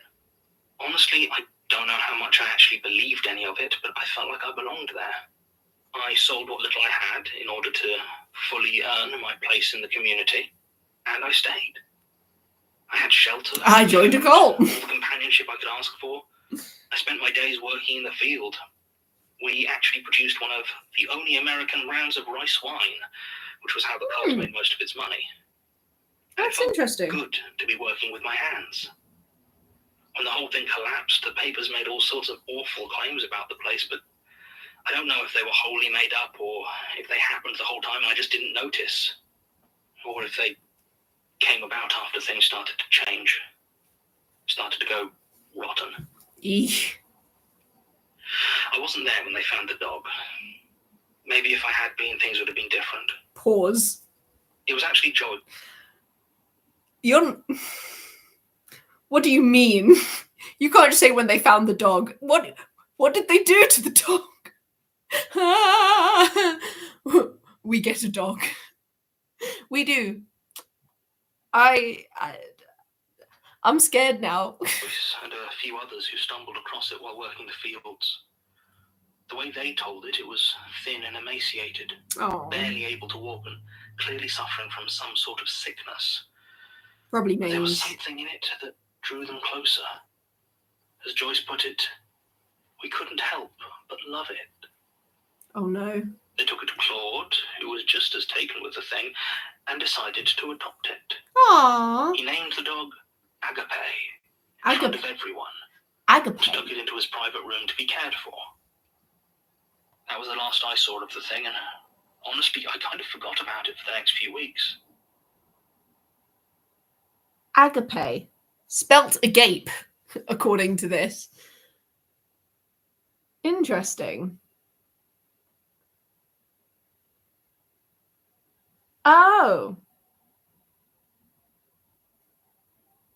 Oh, I see. Yes, no, that makes sense. Agape. I didn't know that. Thank you for that little insight, Spooky. Yeah, the minute that thing wasn't seen again, it's fucking dead. I hate to be the bearer of bad news, but something happened to the fucking dog. I'm sorry. But that was the moment when things started to get really weird. Yeah. Claude announced at evening meal a few days later that he'd been dreaming of the 11th. And there were going to be some changes to help spiritually prepare us for their arrival. Okay. We needed to achieve a state of pure love. And to begin with, what that meant was that whenever... I mean, that's probably like the phonetic pronunciation, agape, but the way it was spelt in the transcript was agape, which might just be the transcript trying to figure out how the fuck to write agape. We would meet one another or pass each other in the corridor or fields. We were to tell each other that we loved them. Aww. And, Claude said solemnly, you have to mean it. At the time, Jesus. It didn't seem so sinister, and we all began to do it without question. Until a week later when I bumped into Mary outside the showers. I told her I loved her and began to walk on, when her arm shot out and grabbed me by the shoulder. Jesus. She spun me to face her and looked me dead in the eye. Oh no, I mean, spelt agape, pronounced agape, could be It is, he pronounced it agape. I don't believe you, Oh, Jesus. she said. I mean, she was right. She and I had never really got on. Just two different personalities.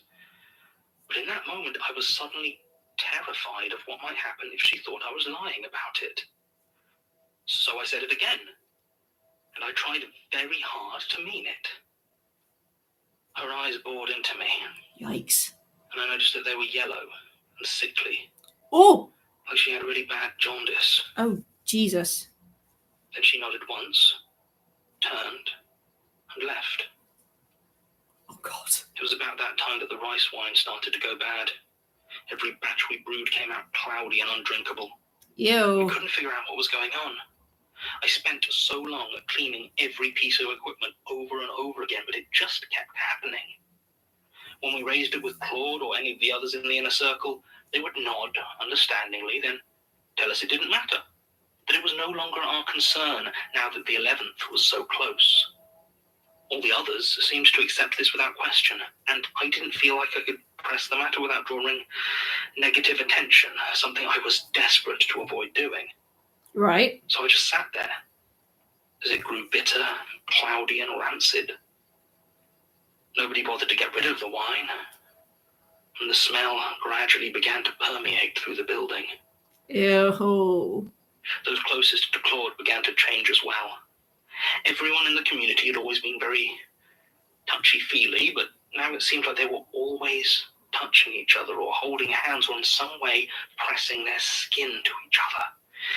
Even at meal times or in situations where it seemed really awkward. A few times they touched me or hugged me or shook my hand, and each time I could feel myself struggling not to recoil. They'd stare at me with their yellowing eyes, and their skin was dry and somehow sticky. Ugh. When I pressed it, it yielded ever so slightly, like there wasn't anything solid inside. Oh, that's so very... Even then, I didn't think to leave. I couldn't figure out what was going on, but I trusted Claude so completely, I couldn't imagine it was truly harmful. Ooh. Then came the day when he announced that the 11th had arrived. I expected cheers, excitement, but instead there were just murmurings of resolve and determination as though a difficult task lay ahead. Claude asked who was going to be the first to meet them. Everyone went quiet, awed by the sudden opportunity for divine benediction, He walked up and gently touched Joyce on the cheek, and she smiled with a happiness more pure than I'd ever seen on a human face. Oh. We formed into a long line, a chain holding hands with Joyce at the very end of it. It stretched from one end of the building to the other. I was at the other end, so didn't see what happened when she walked into Claude's private chambers. But as she did, something passed down the line. I don't know how to describe it, really. Did you ever do that experiment in science class, where you held hands in a line and the teacher passed a very gentle electric shock down through the students? That feeling of a charge going through you. I'm pretty sure they banned schools from doing that due to safety issues at some point. Because no. Although I won't lie to you, I would have fucking loved that. That would have been fun as hell, but I think parents would have revolted, honestly. It was like that. But what passed through us was warm and slick and seemed to flow through my body like oil and out into the ground. That's so very gross. Everyone felt it. And their blissful smiles made me feel even more nauseated than the sensation itself. I never saw Joyce again. Each day, Hello. after Welcome the back. evening meal, Claude chose someone else to meet the 11th. Each time the same process, the same daisy chaining of hands. Me at the end, the same sick feeling sliding through me. Another member of the community gone, the line getting shorter. A fear fell over the others, and at first I thought it was the same fear that I had. But when I heard them talk of it, what they feared was that they wouldn't get chosen, that somehow this chance for pure divine love would pass them by. And I suddenly came to the realization that perhaps I didn't belong here like I thought I did. Oh, jeez. So one night I decided to see for myself. I waited until after lights out, then slipped from the dormitory through the empty corridors towards Claude's private rooms. Oh, The dear. moon was bright through the window, casting everything in stark, pale shadow. As I got closer, I began to smell it. It wasn't rancid, not like the wine, but sweet, like overripe fruit or sugar that's cooked too long. I found myself standing in front of the understated wooden door that I'd now seen almost a dozen people disappear into. Yikes. My hand reached slowly for the handle when I heard someone moving behind it. Oh, no. No, it wasn't someone moving. It was many people, I'm sure of it. Oh, no. The sounds of dozens of limbs moving and stepping and shuffling in unison. Then laughter. Then weeping. Then movement again. I looked down at my shaking hand and saw that seeping under the door was something slick and colourless. Oh, A no. greasy residue that smelled overpoweringly of that sickly sweet odour. Oh, I took a great. step back, suddenly nauseated, and almost fell into the arms of Claude, who had silently come up behind me. He held me for a moment, looking with such intensity that I felt like he was weighing my soul. I always thought this statement was a fever dream, but apparently not. I mean, it feels like that. I'm glad you guys are here to validate my experiences. I'm sorry I'm not talking much. I'm just kind of in shock. I don't know. I don't know how to cope. There's some it's cults is one of those things that I truly find terrifying in a way that horror can't, like horror movies could never encapsulate. Horror movies about cults, they are peak horror, because there's something about just cult behavior and the complete breaking down of human normality. Like, for example, when people are willing to just like die on a mass scale. You remember the thing with the poison Kool-Aid? Remember, I was in a train station when I first heard this one, just standing there going, "Oh, hang on, what the fuck, actually?" Yeah, like the fact that that many people were like, "Well, yeah, we just have to die now," like that mass level of because, for example, the whole like you can't bite off your own finger, even though it would be like biting into a carrot, but your mind won't let you because that would be damaging itself. The fact that on a mass scale that sense of self-preservation could just be stopped because of cult mentality is just terrifying. I love cults. I think that they're so interesting, but they are fucking terrifying. Then he sighed and shook his head. You do not belong here. You are not worthy of its love. Leave. Even after everything I'd seen, I can't tell you how deeply those words hurt me. I turned and I ran out of the building, out of the compound, out into the night. I ran until I reached a road, then sat there shaking until a passing car took pity on me and took me down to the local sheriff's office. Eventually, my case got passed up the line. Apparently, a few different government agencies were interested in the Divine Chain, mainly for possible tax fraud. My testimony was pretty much exactly what they needed to go in there and check it out. They didn't tell me what they found until after I'd had a few sessions with a psychiatrist who specialized in cult deprogramming. And I'm sure it wouldn't be hard to find out most of the details online. I'm pretty sure it made national news. There is one thing, however, that I think they lied about. The reports detailed a mass grave in the rooms of Claude Villacasi, with bodies mutilated and mixed together, some who'd been dead for weeks.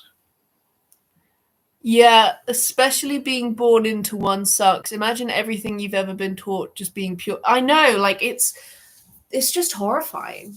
But I think that's almost not as scary because when you were raised a certain way, sorry, I have to take off the ankle support I have on because I think it's pressing the swelling too much and it hurts. When you were born a certain way and therefore have certain beliefs, it's almost not scary that you think like that because it's like, oh, well, what else are you supposed to think? That's what you were taught. It's like the whole no one's born racist thing and or homophobic. And it's like, well, you can't blame a child for having feelings like that because, they know nothing better. And that's the same with cults, where it's like, well, of course they think that that's the truth because they don't know any better. That's what they've been taught, kind of thing. But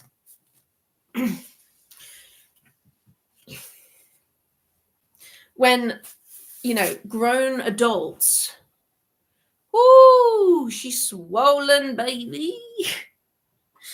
Yikes. Ow. All right, I ain't going to show my toes, but this is my ankle right now. So there you go. This is what I'm dealing with currently. My poor ankle. Isn't she a beaut? Oh, she hurt. Yeah, big yikes. This shit hurts. But anyway, as I was trying to say but got distracted by the pain, like when you have fully grown adults who weren't born into it and yet still get indoctrinated and have this massive like change in perception because of like this group of people, I think that's even worse because it's like how fucked up,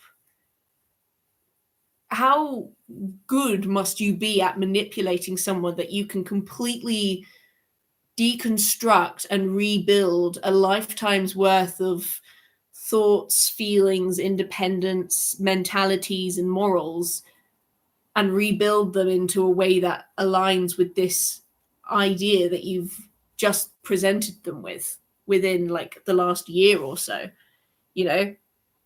like that's a massive, it's huge. I like is it Midsummer, that horror movie with the I've never watched it because I just haven't, but I really want to. But that's the kind of where it's like, it's just, yeah, Midsummer, where it's horrifying, it's terrifying, but she wasn't born into it. But by the end of it, she was fully encapsulated by it, you know. And it's terrifying because it's like that. It's the fact that could probably happen to anyone. Oh, she hurt. Oh, she hurt. Ow. I'm okay. Anyway, back to this. I don't believe that. Hang on, I want to... Whatever was in... There is one thing, however, that I think they lied about. The reports detailed a mass grave in the rooms of Claude Villacasi, with bodies mutilated and mixed together, some who'd been dead for weeks. But I don't believe that. Whatever was in that room, I am absolutely sure that when the authorities arrived, it was still alive. I just don't know what alive means when it comes to something like that. It doesn't matter, though. The what? Don't you want to become a cult leader video still free? What video is that? Maybe I should do a separate review where I review this video. What the fuck? I've never heard of that before. Don't you want to become a cult leader? That sounds terrifying. I've heard the sound before, but I don't know the video. Yeah, I don't know. But maybe I'll do like a separate review of that one video. I don't know how I do it. Maybe like a follow along thing, but sorry that I'm itching my foot because it's so fucking itchy. You wouldn't think it, but bruises are really itchy. Like they itch like hell. It's not fair. They shouldn't itch this much. But anyway. I'm fairly sure it was a satire piece on cult tactics in the style of a training video for new cult leaders, very off-putting. I'll have to watch that. That sounds kind of cool. But yeah, I've never heard of that. I'll look it up later. Anyway. The compound was destroyed in an accidental generator explosion. And everything was gone. There's a part of me that's glad. A sick little part that's happy that whatever love was there, whatever I couldn't be a part of, is gone from the world. And no one else gets it either. Oh, God. I was going to say, why is that a sick little part of you? I feel like that's a good thing that it's gone. But then I realized it's an envy thing. It's like, good, that means no one else can experience it. That I'm glad that it's a sick little part of you that feels that way. And you should probably go back to that therapist for a few more sessions if you still feel this way, my guy. Yikes. Statement ends. I swear, I almost find the cults dedicated to the dark powers of fear easier to understand than the more mundane sort. At least they have some consistency. This, well, the corruption of work, if I had to guess, though, with unsettling echoes of fleshliness. I suppose... wait. Oh,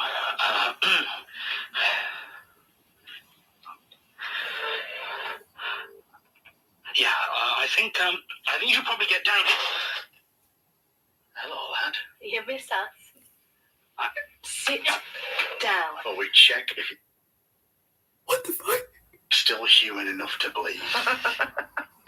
You've got something of ours. Someone Took him right from under our noses. in our own house. I call that rude, don't you? I knew something was going to come back. I knew in my heart that they weren't just going to let that shit slide.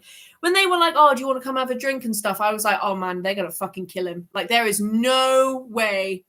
No fucking way. Because, I mean, like, come on.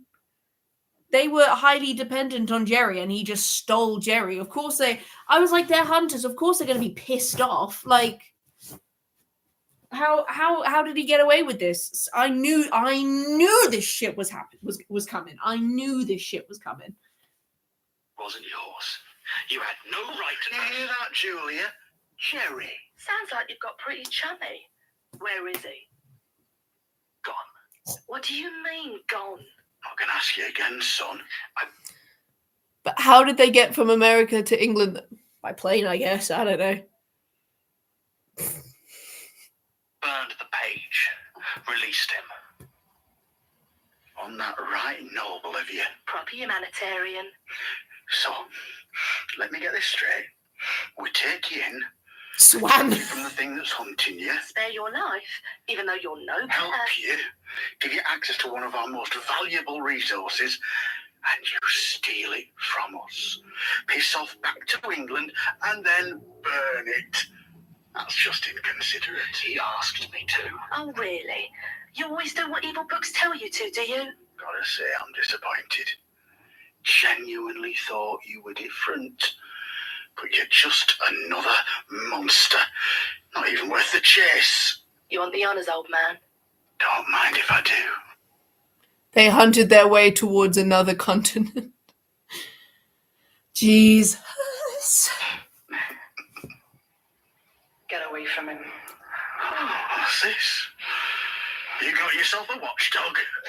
More of a lapdog. Scrawny, isn't she? I said get back. Malnourished, I'd say. How long since you last tasted blood? You think you can take us both? I'd enjoy it. Start with the old bastard. He's slower, doesn't guard his neck. And you worry about him too much, don't you? I go for him, you get sloppy, predictable. Sure. Or I slit your little bookworm's throat. Do it. Then give me a chance to finish off your dad. I'm not her father. Not by blood, maybe. Shut it!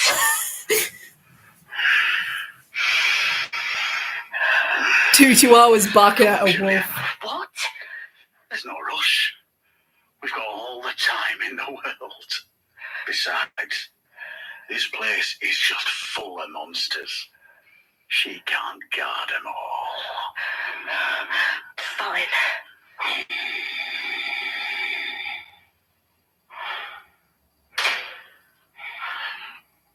Go, Daisy, go! Thank you. I don't know. Daisy, are you all right? Don't touch me. Christ, he was right. I didn't... When did you get so thin? I'm not. It's fine. It's the hunt, isn't it? Without it... I'm fine. Oh Just no. haven't been hungry. I'm strong enough. Clearly. They're not gone yet. We could still get them. Daisy, no. Daisy, yes! Say, don't listen to the blood. Listen to the quiet. I feel bad, but I'm kind of like, listen to the blood, kill those bitches. I don't like...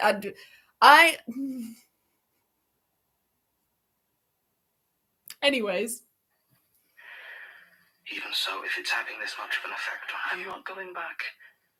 I can't let it in again. But what if it kills you? Always said I was dedicated to justice. Daisy, it's not... You can't think like that. John, do you have any idea how much damage you can do if you're a police officer who wants to hurt people? How much the system will protect you? I managed to keep most of it from Basira, but... That wasn't you, that was the hunt. We were the same. You'd never known anything different. Because I never wanted to. Well, that time trap was good for one thing. Thinking.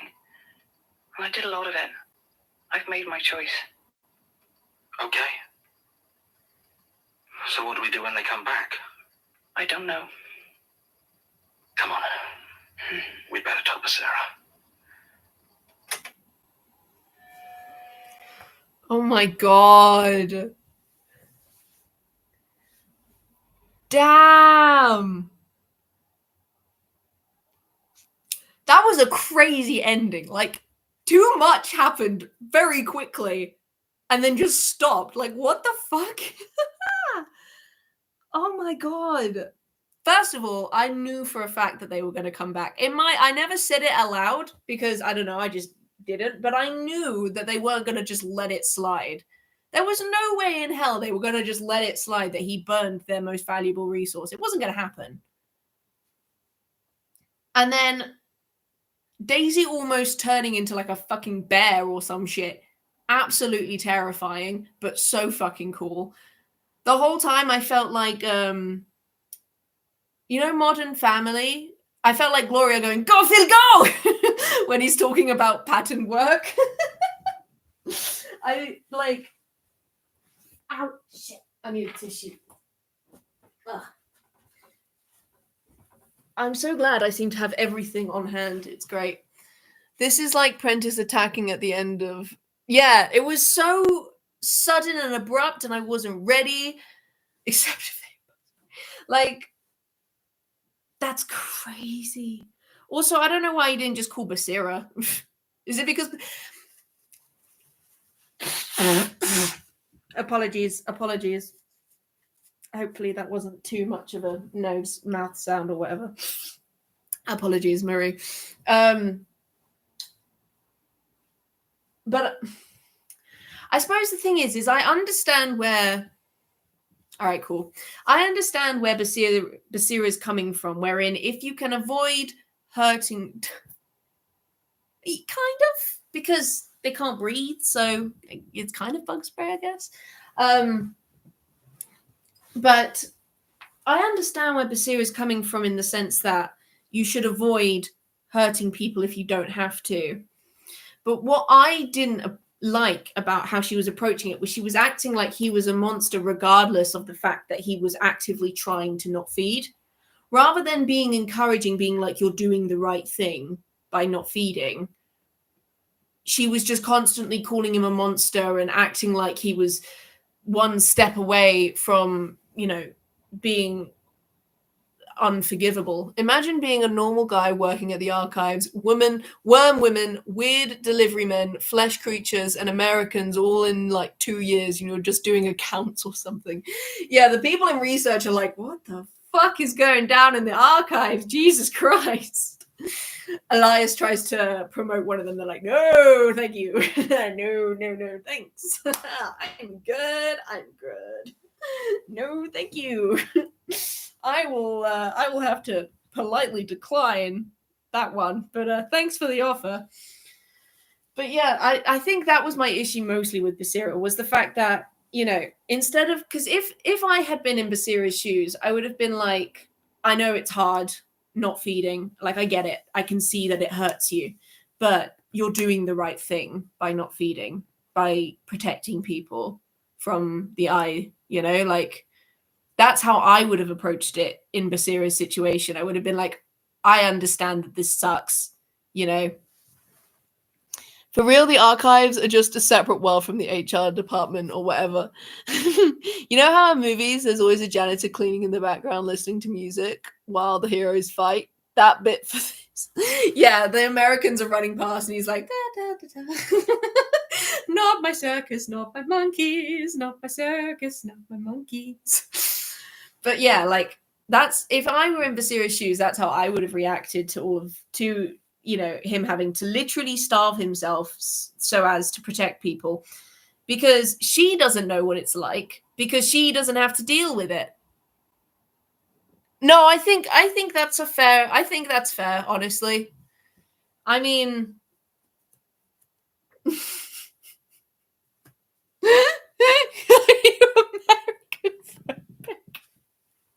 Also would like to point out that they aren't American. Oh god, this is a mess. Oh shit, I need to do my shopping. All right, we're gonna take a real quick break whilst I do my Tesco shop. Feel free to talk amongst yourselves. Oh shit.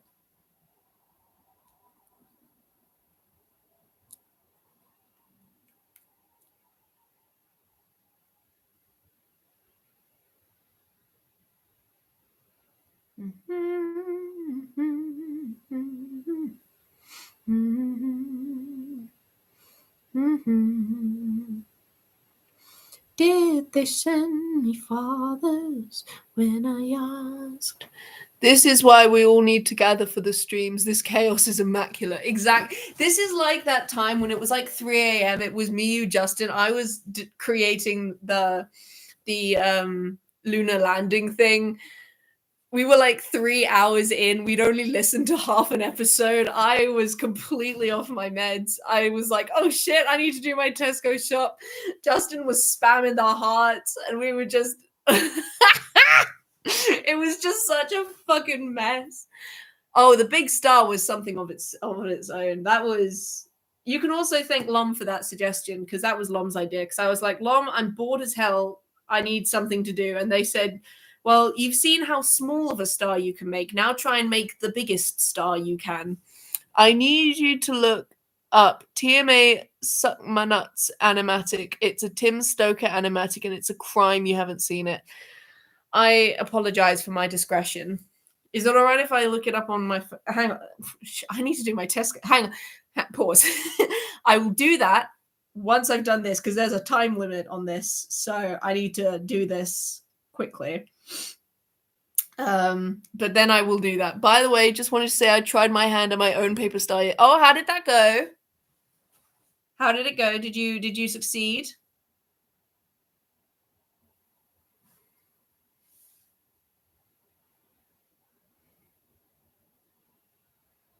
I like that we've all like executively decided that we're gonna like have a break for a second whilst I figure out my shit. How did you, but I am curious, how did your star go, Marie? I am genuinely curious. They're very hard at the start. Like the first ones I made were shit. So if it didn't turn out the way you wanted to, do not feel disheartened. Yeah, how's the star? Lavanya, you're so excited. I need yogurts. Oh god, my brain is going in several directions. Yeah, give me that gut health, boy. Get my gut. Orange juice. Innocent, cause it's the best orange juice in the world. I'm very energetic. I'm like you're like the bunny on the battery app, the battery ads.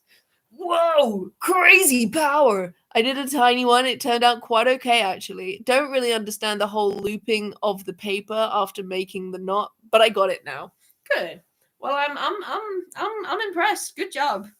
Because I ain't gonna lie, I was pretty shit at them when I first started, and now I've been doing them for far too long, and I'm relatively okay at them. Oh, where's the fucking long life milk? Oh, I don't need a whole liter.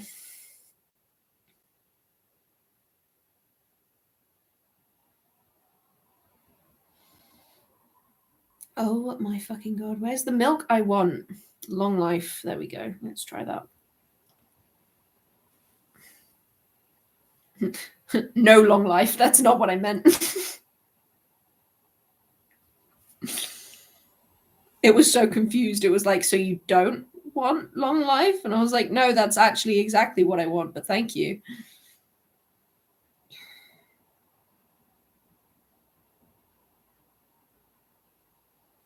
I can't find the brand I usually get. I'm so confused. I don't understand. I'll have to look through my recently purchased to see if it's there. 'Cause I can't find it. No, I can't find it. Want to hear a really bad... Yes. Excuse me. The bunny has the same voice as who? The bunny always throws... Wait. Wait, what? Okay, I feel like I'm about to get hated on by the entire chat, but I don't know what RWBY stands for, nor do I know the character you're referring to. So, did you hear the Energizer Bunny went to prison? He was charged with. That's quite good. I like that. He was charged.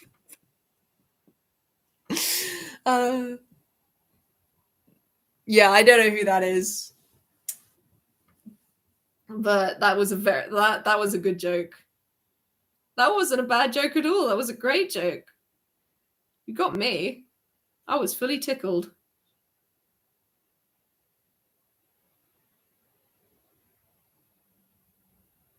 Oh, I've already got one of those. Okay. And then I need Diet Coke. It's a web series made by Rooster Teeth. Sadly, no longer on YouTube. Rooster Teeth. I know Rooster Teeth. I simply do not believe you. I love that. Not gonna lie, I don't really know a lot about either, but I have a friend who loves it, so I felt obligated to ask. That's fair. I feel like I know this. I apologize. Miles is both of them. Yeah, I feel very lost.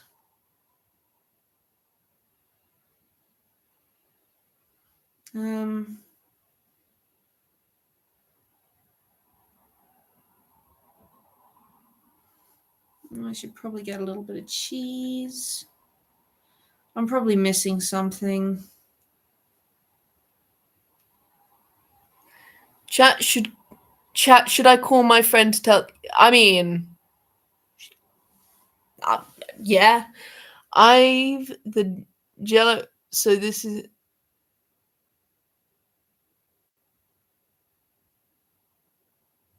I agree. You should. I agree. You should. Also, thank you for entertaining each other in my absence. It's.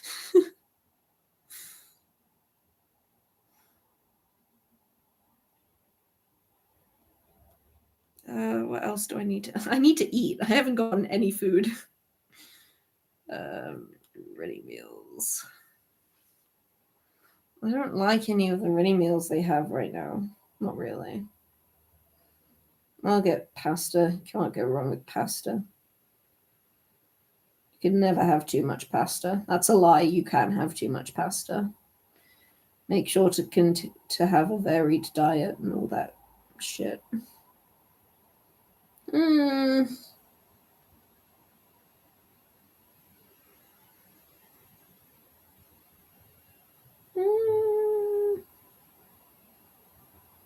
all the essentials, I think. Yep, cool.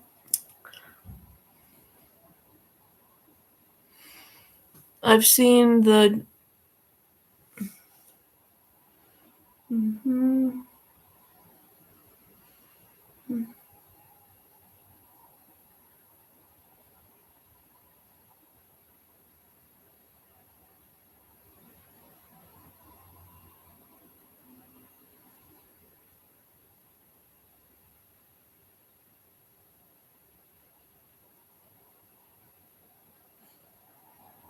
All right. I'm just paying. Give me a minute. Thank you for bearing with me, team.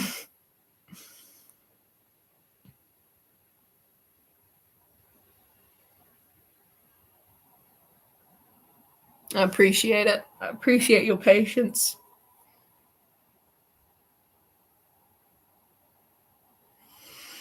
All right. I've done that. Right. Fucking. What was the shit? TMA suck my. Now I can deal with this. TMA suck my nuts.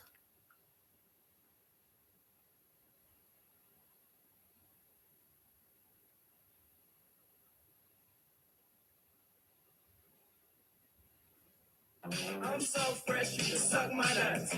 I'm so fresh, you can suck my nuts. Swag. I'm so fresh, you can suck my nuts. I'm so fresh, you can suck my nuts. What the fuck? What the fuck was that? On the topic, maybe a stream once we finished. Yes, absolutely spooky. Abso-fucking-lutely. I think that would be so good. Now, I still don't know what RWBY stands for. RWBY. Let's see.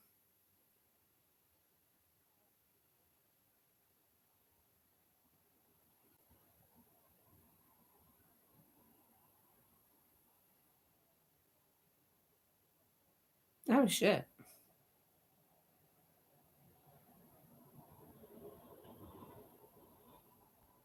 Oh, it's actually just called RWBY. Okay. Jesus. I wasn't expecting that, but cool.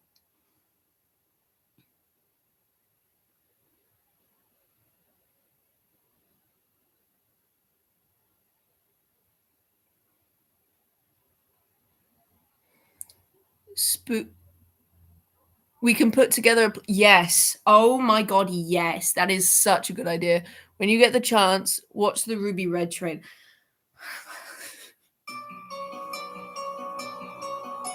Never say I don't appreciate you guys.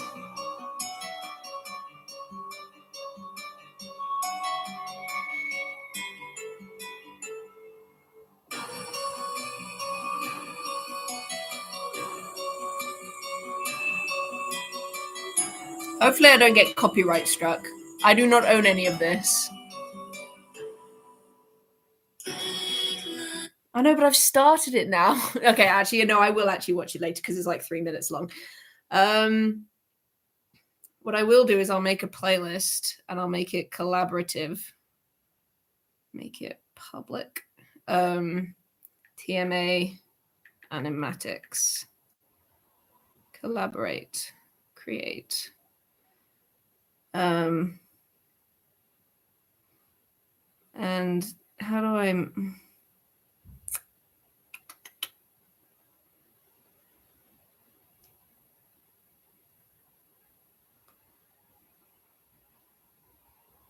invite collaborators. I do not know how I'm going to do this. Copy, I guess.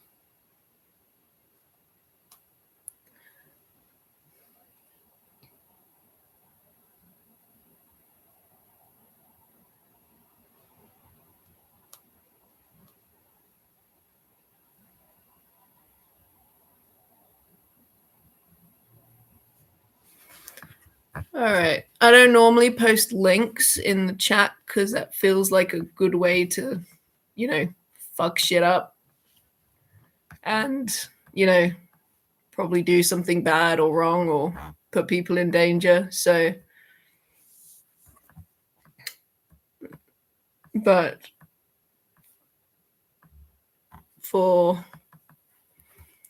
this is the only time I will. Here you go, gang. Enjoy that. And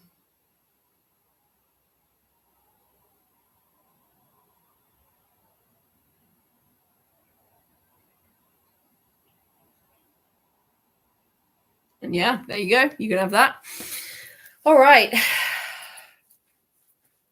Yay. I've definitely missed a few things. God,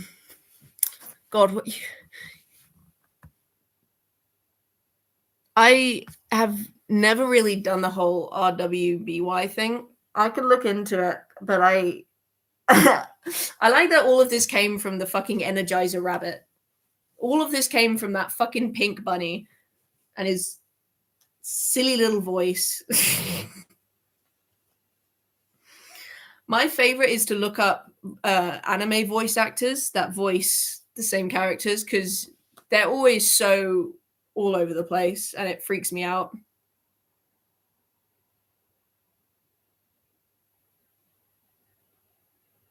Oh, damn, you guys are already here. Justin, feel free to add to also join, but also do not feel obligated to. I will still lovingly refer to you as Justin, but you are under no obligation to add to the playlists. Anyways, just to be sure, am I good to add animatics with spoilers? Yeah, no, absolutely, that's fine. I always, if normally they have the episode that it's from, and if the episode is an episode I haven't watched it, then I just won't watch it. But also, I think the plan is to finish. Don't add ones for Sorry, I thought there was a bug. Don't add ones for protocol, but anything Magnus Archives is totally fine. Because I'll watch them after I finished the show. You know what I mean? So, yeah. Oh my god, we're about to start 154. Okay. I'll wait until everyone's emotionally ready because I think everyone's quite excited at the whole adding animatics thing. Oh my god, you guys. Y'all move quick. There's already 4 videos in it. Jesus, well done.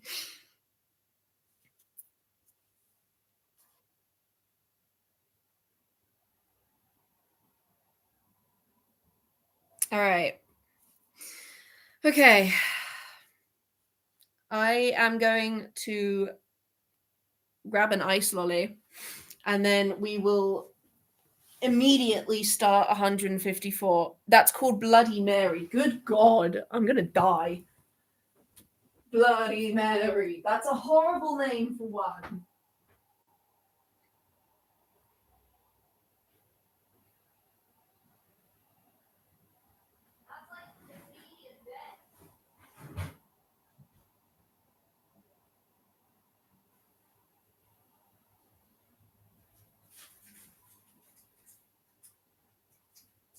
I'm waddling as fast as I can.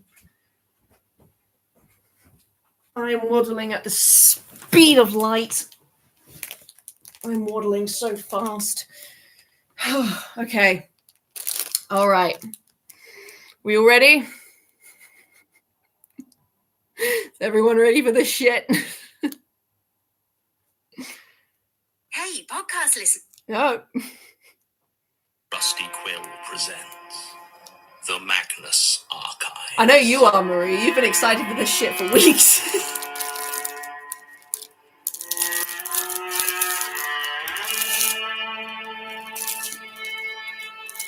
Episode 154. Bloody Mary. Oh, God. Why did I hear Busty Quill? It's just a quill with massive honkers. Absolutely. I'm fucking terrified. I'm going to avoid looking at the transcript as much as physically possible to avoid like accidentally spoiling myself for like fun events. So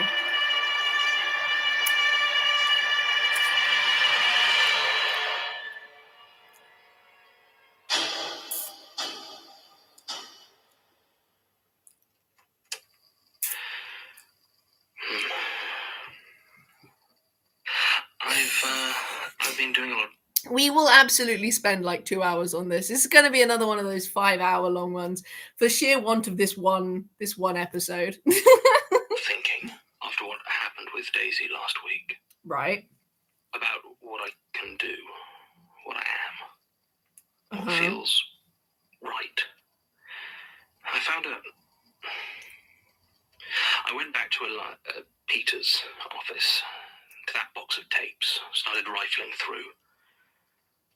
And I started to try and pay attention to the ones I wasn't drawn to. The tapes I instinctively wanted to discard. Right. There was one, this one, that my hand pulled back from. I dropped it twice when I went to pick it up. Even now, I'm struggling to press play. I am the avatar of awful knowledge and revealed secrets. So what does it not want me to know? The eye is picky about its food.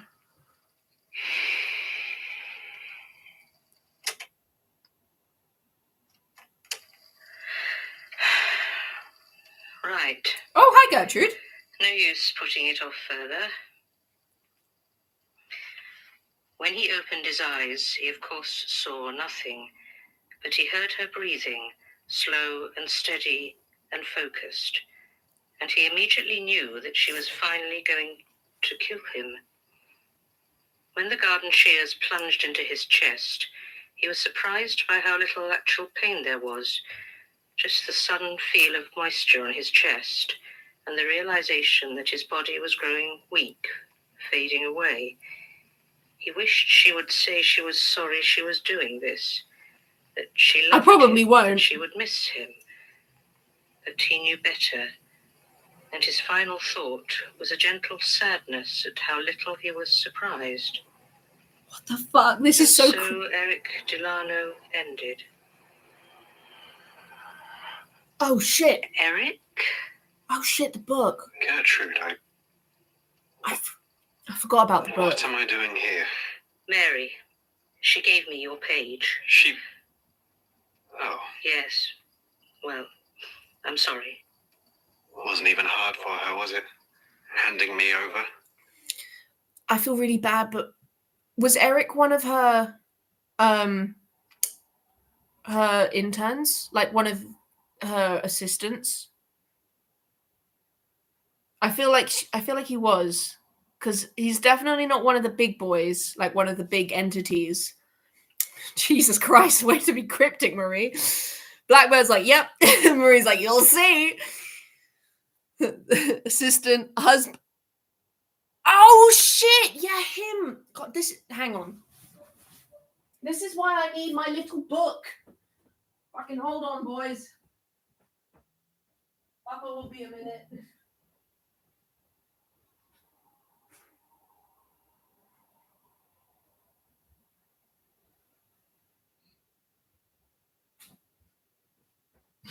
The Book of Secrets.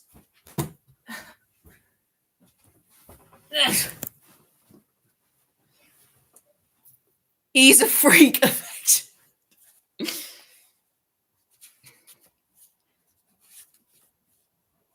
This book, yes, my book with all the info that I have. I think I made a timeline somewhere.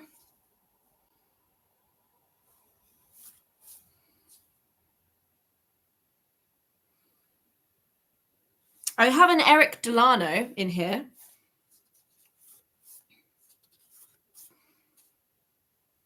To be honest, I haven't really added to this in a while. Yeah. What's great is the first page is a pun that says, "Hello, dear, I'm home." And then the next one is outstanding in his field. What a way. What a way to start a lighter.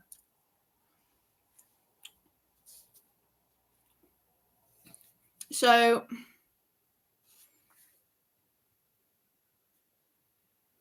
yeah, I haven't added to this in a while.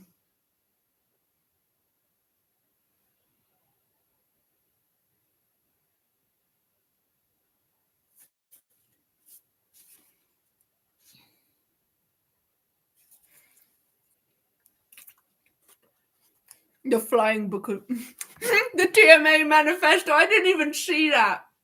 That's brilliant. Yeah, I think, is it Eric Delano, the guy, or is Eric Delano a different Eric?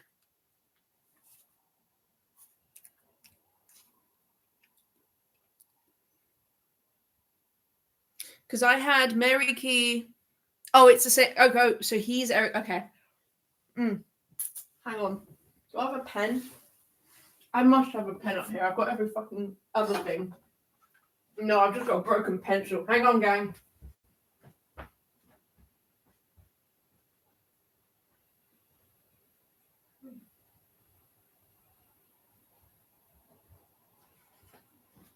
So did Mary Key not change her last name when they got married?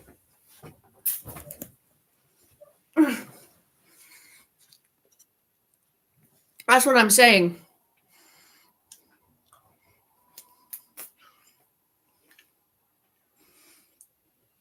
With Eric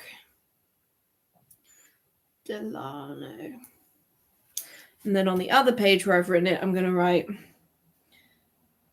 Mary Key's husband / partner.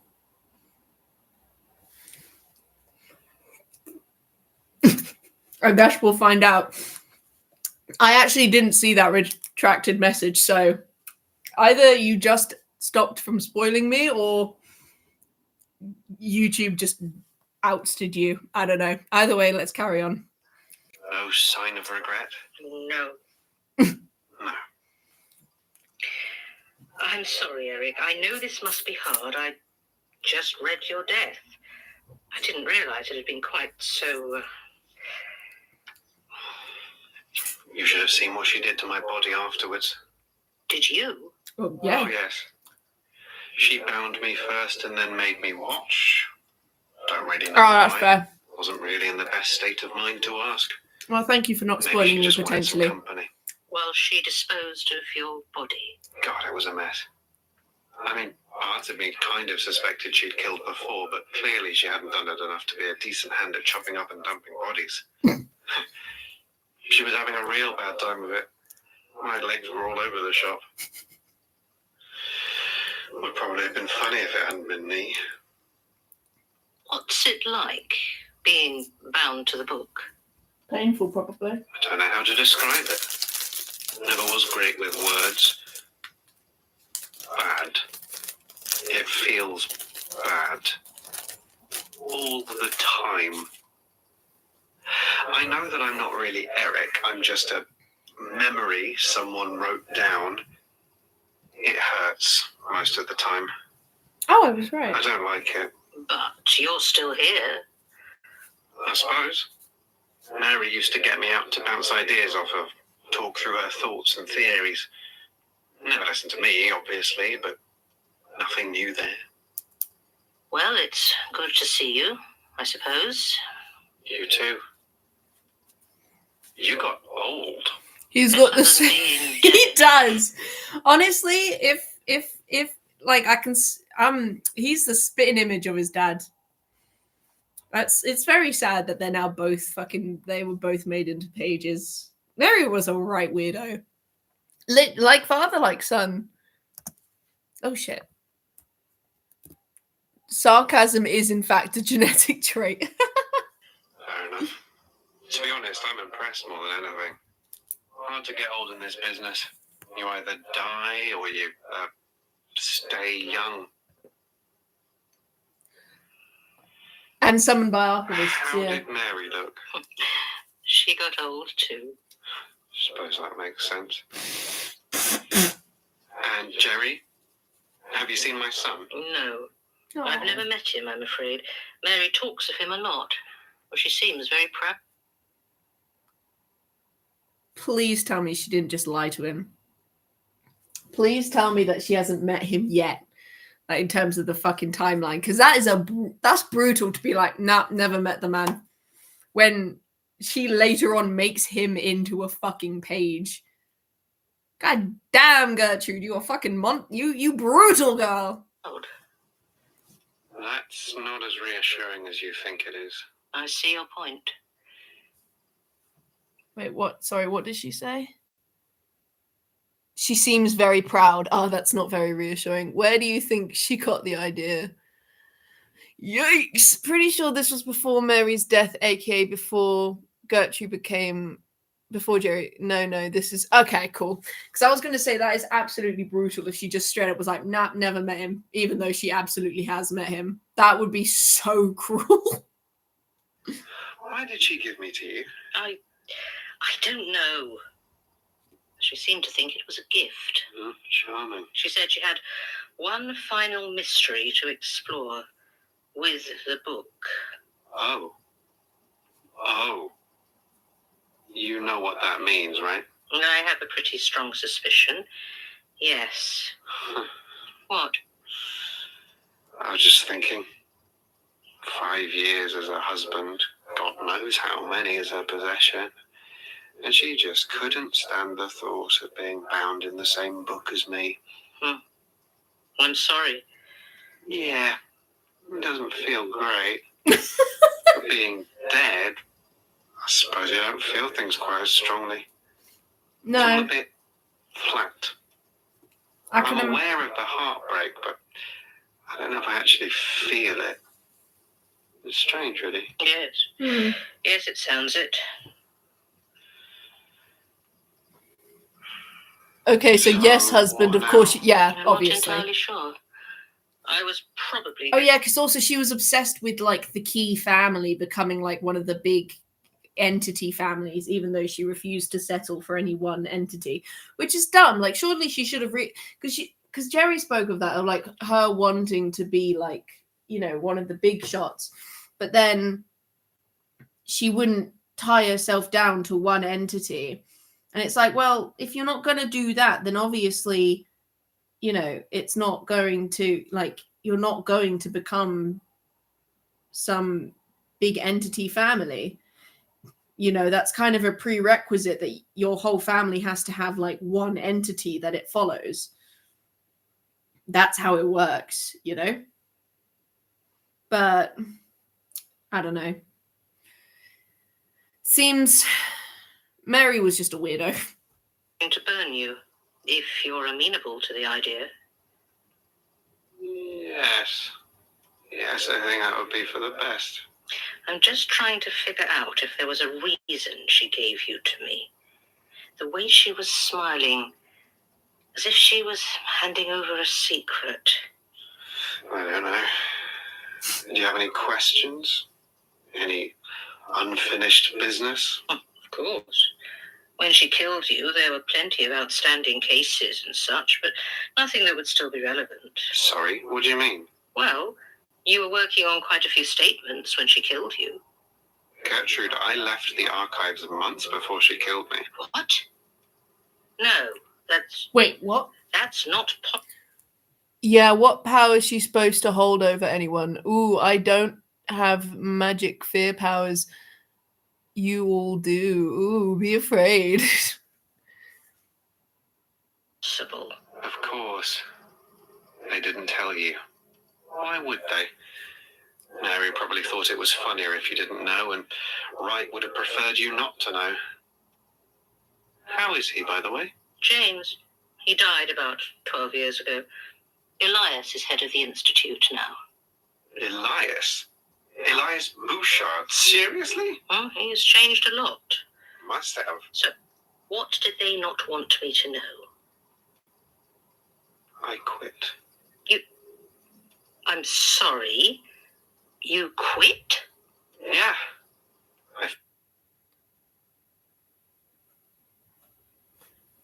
Was he? When? I've never heard Elias described as a pothead, although I might just be misremembering. Oh my god, he quit. I thought... Oh, probably.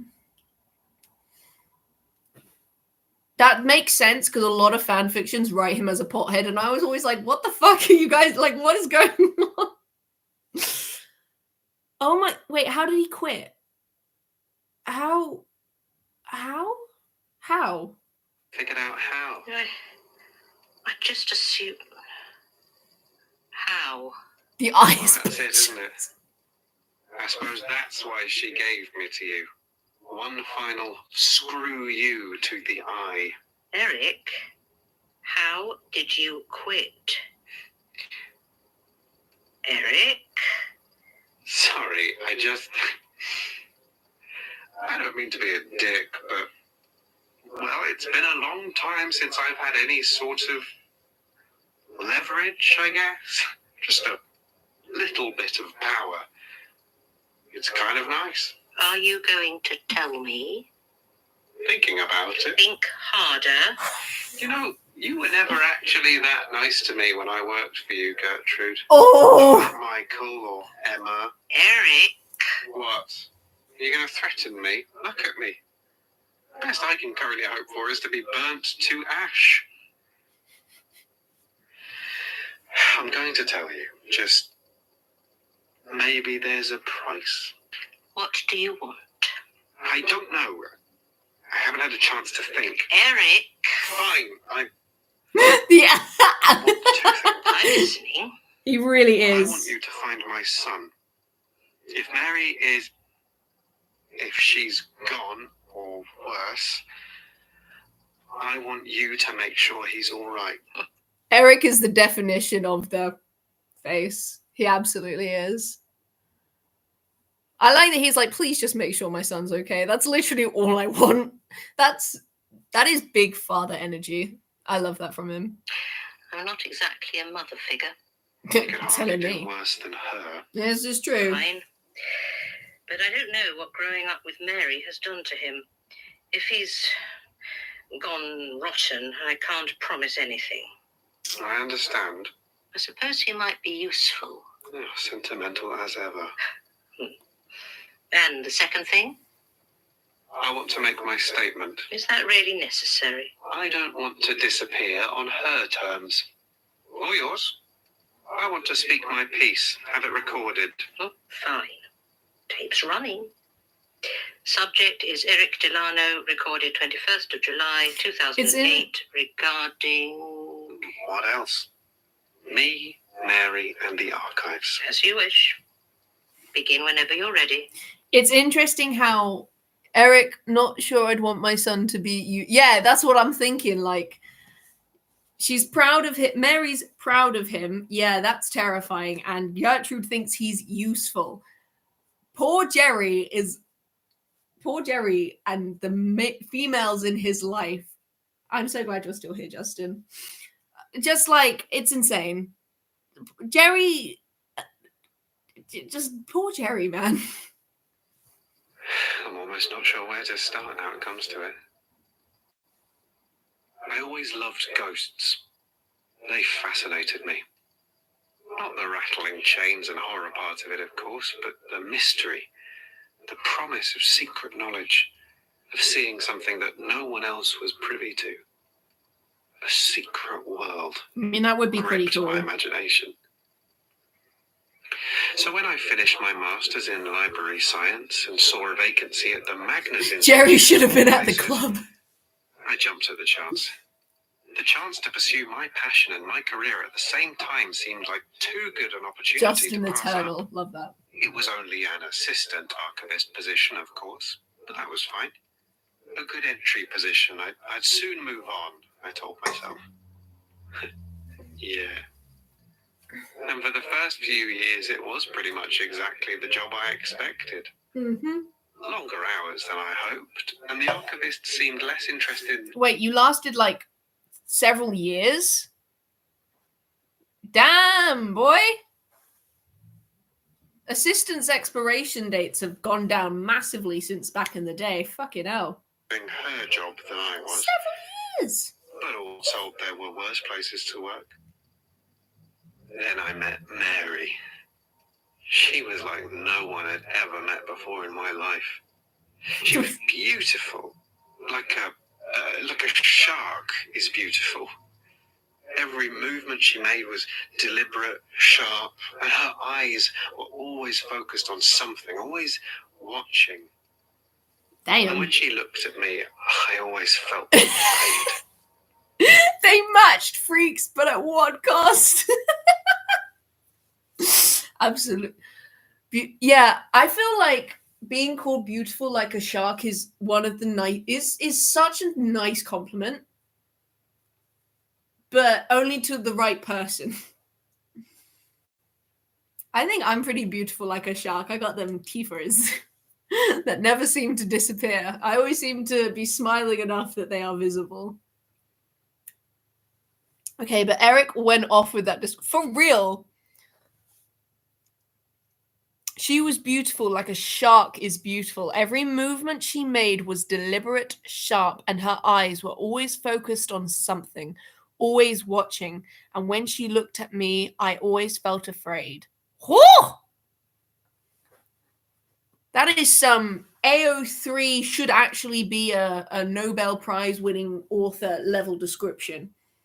I love it when fan fictions come out with the meatiest descriptions ever, and they're just so good. And it's like, how are you not? Man is a sub. My man is a simp, and I respect him for it. Yeah, he is submissive and breedable. Ooh. He is just like, yep, I am her bitch. Honestly, I love a good man simp. I think men who are absolutely in love with the girl that they're with, they're just that's just the good shit, you know? That's the good shit. Anyway.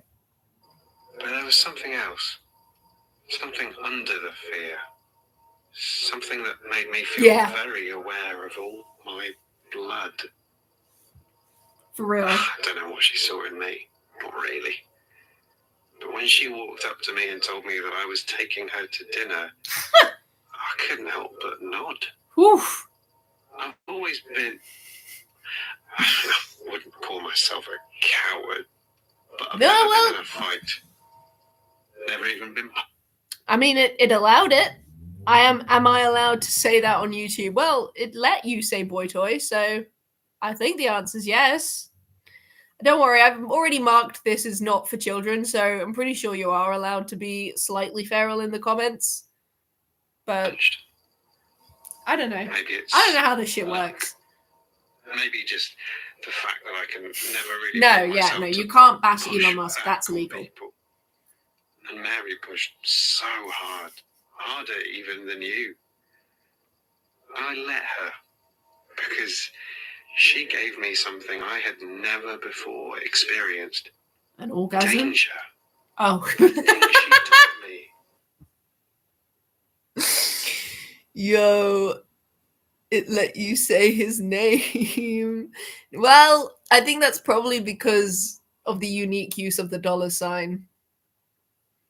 The more you change out letters, the more likely it'll allow it. Had me do. I'd never known anything like it. Whenever I kissed her, it tasted like blood. Yikes. I knew what she was, I think, what she was capable of, but I convinced myself that I was safe, that she loved me. It made me feel special. I was somehow protected from all the cold cruelty that she tried to keep hidden, but leaked out in so many ways.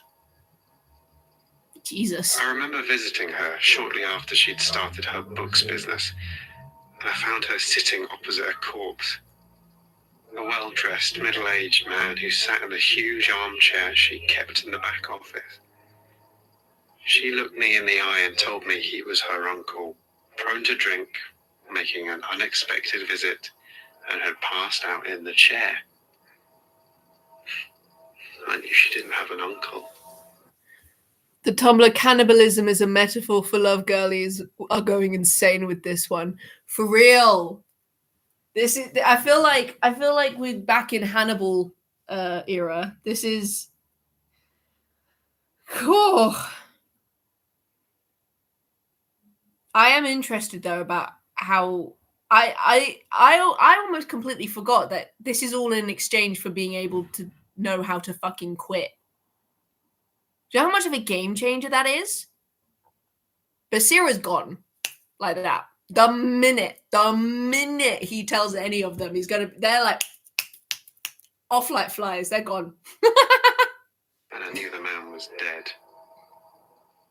She didn't lie to me because she expected me to believe her.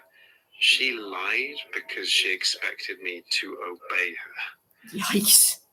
And I did. We rescheduled our date to the following day. I'm sorry, did you just say if you say so and then retract the message?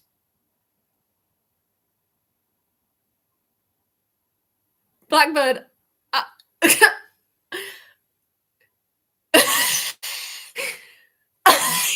Spooky, not you too!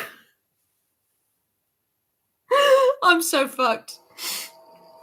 But Do you know what the strange thing Y'all is? are cruel. Y'all are brutal. Despite the violence, He for real went, yeah, I'll tell you how I did the fucking impossible thing, but first here's how I met the love of my life. my evil wife, soon evil,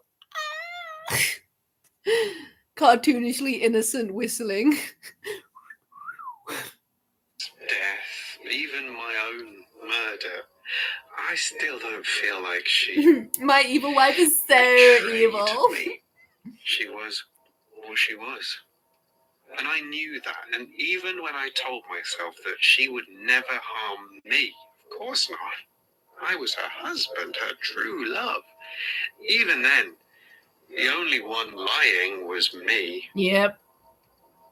She never promised anything, not even in her vows. She never betrayed me. Not like you.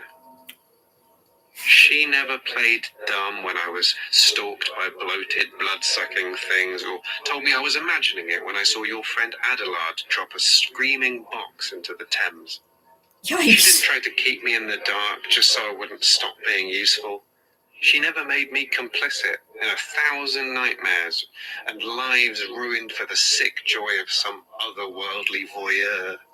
Compared to that, I suppose a few murders were easier to stomach. Yeah, to be I fair. couldn't be part of it. Not once Mary told me what was really going on. Hey, for real. I know what He you was like, said. I would rather be with a literal murderer than deal with. Yeah. Like, I'm sorry, you just brushed over that fucking screaming box. What the fuck do you mean?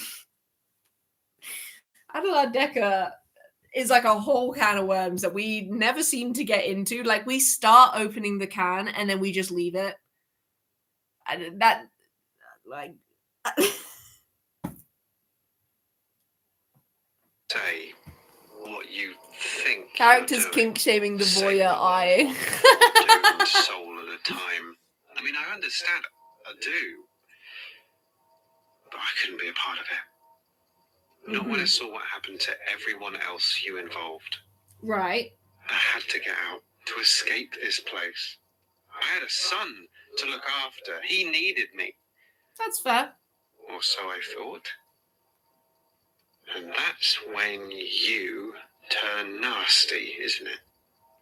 When all your resources, they no longer want to serve their purpose. I suppose you didn't know there was a way out, a way to escape. But if you had, would you have told me? We start opening Mary, it and at it's least, Prentice plays worms straight that with come me. out. Ew. She knew all about the Institute. And when we were married, when she was sure I could handle it, she laid it all out for me. The powers, the rituals, all the messy little cogs of the games you play with the universe. She laid out her own plans as well. Her dreams of power. In many ways, I guess they were no better than yours. But at least she didn't bother to hide behind noble aims. Mm-hmm. Maybe that's why I chose her in the end. At least she was honest. That's true. Or perhaps I actually was afraid. Terrified of the crossroads where I'd We're getting married now. Okay. What a way to find a lover. found myself. And I chose the option I thought might keep Jerry safe.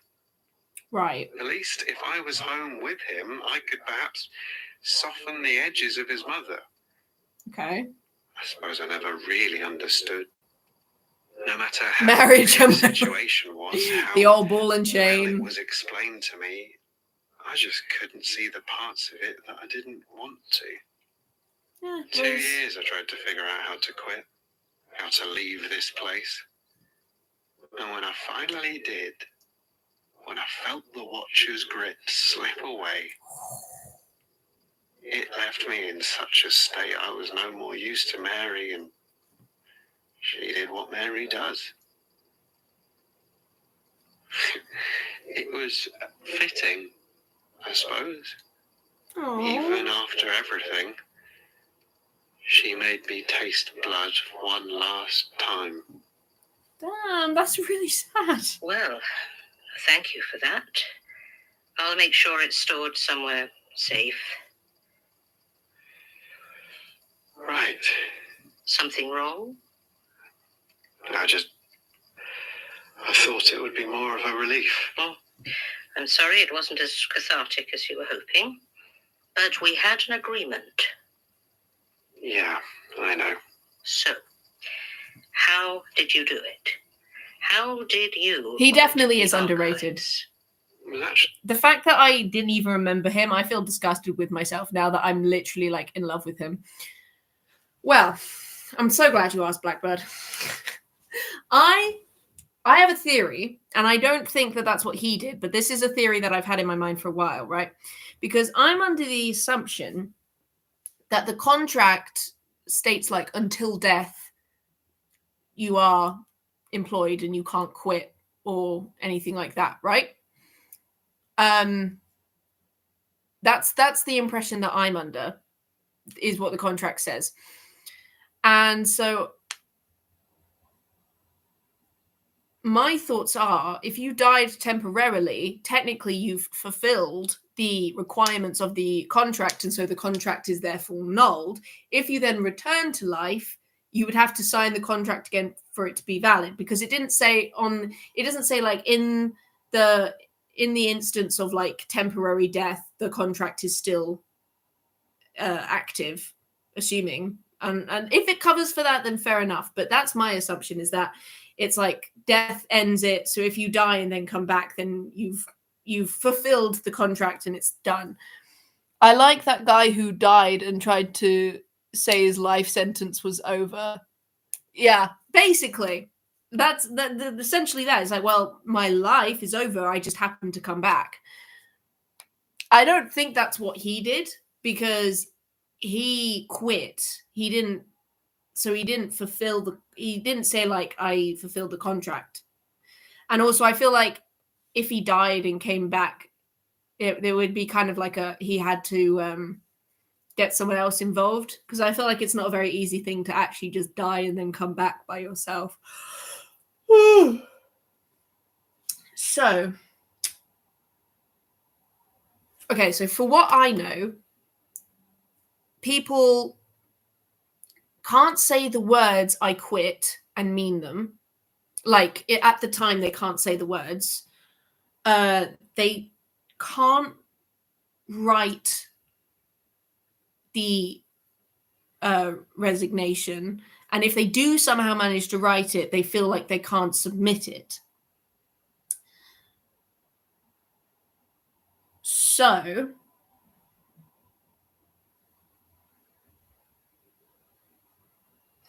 would it be possible for someone to do it on your behalf?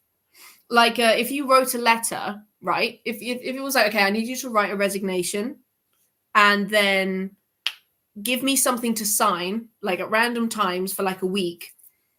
One of those beings said resignation. But I don't know which one it is. And then it's like for a week, they give you random sheets and you just sign at the bottom, right? One of them happens to be your resignation. And then the friend, this would require you to have a very good friend that is willing to go along with your madness. Like puts it in an envelope and says, give this, like, you know, can you give this to your boss?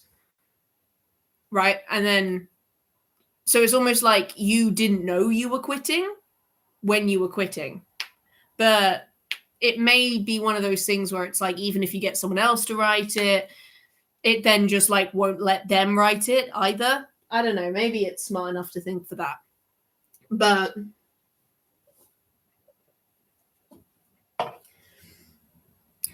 he wasn't fired, obviously. This is very hard. I want to comment on your theories, but I also don't want to sway you one way or the other. That's fine. We can discuss it more after the truth comes out, potentially. Just like hold the points in your mind, write them in like a notebook or something, and we can discuss it afterwards.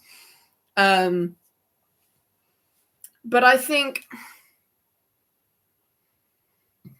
yeah, I bet It's either going to be one of those things where it's like it's so clever that it's like, oh my god, that's genius, or it's going to be so obvious that it's going to be like, how the fuck didn't I think of that? You know what I mean? It's going to be one of those ones. One or the other, you know? Okay. All right. I can't think of any other ways. You can't quit. Can you retire? Is retiring the same as quitting? I don't know. Probably in terms of leaving your job, because you still have to quit your job. It's just if you're retiring, that means you're not getting another job. You know what I mean? I suppose that's the only real difference. But with regards to leaving the job, retiring and quitting are the same thing. Like, you don't retire from your job. You just say, oh, I'm retiring, so I quit, you know? You know what I mean? Retiring is just what you would call it when talking to people, because it's like, this is my last job. I'm leaving this job because I'm not working anymore at all. So I don't think that technicality would work necessarily. I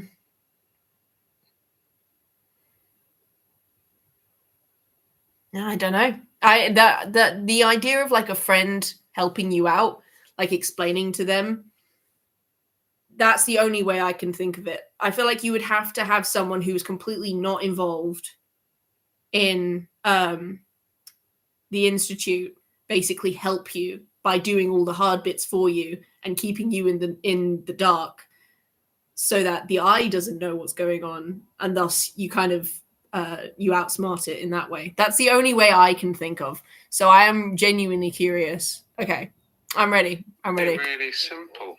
Oh, God. Not easy, but simple. You'll kick yourself when I tell you. Okay. You were almost there, you know. With your theory that James could watch us through any eye, even an illustration. So what did you do? How did you sever that link? My God. I left to avoid dragging my family, my son, into this life, to try and look after him. But Mary decided that a newly blinded husband was simply too much of a burden. Did you need to do anything?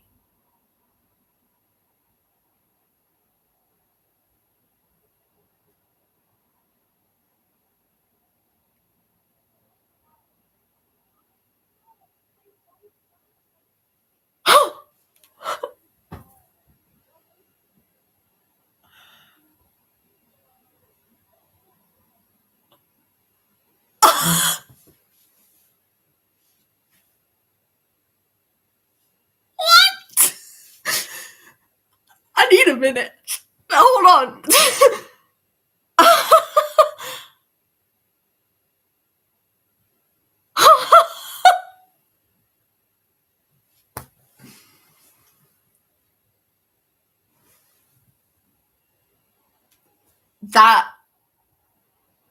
That's insane. Oh my God, you had to. I'm lost for words. He blinded himself. How do you leave the eye, the ceaseless watcher? Oh my God, it makes sense. Oh my God. Oh my God. Oh my God. Oh my.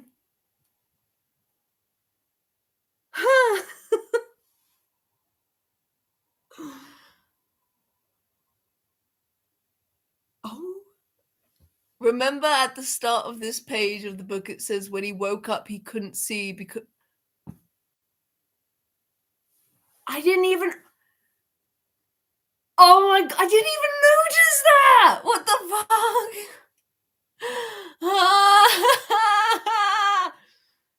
Holy shit.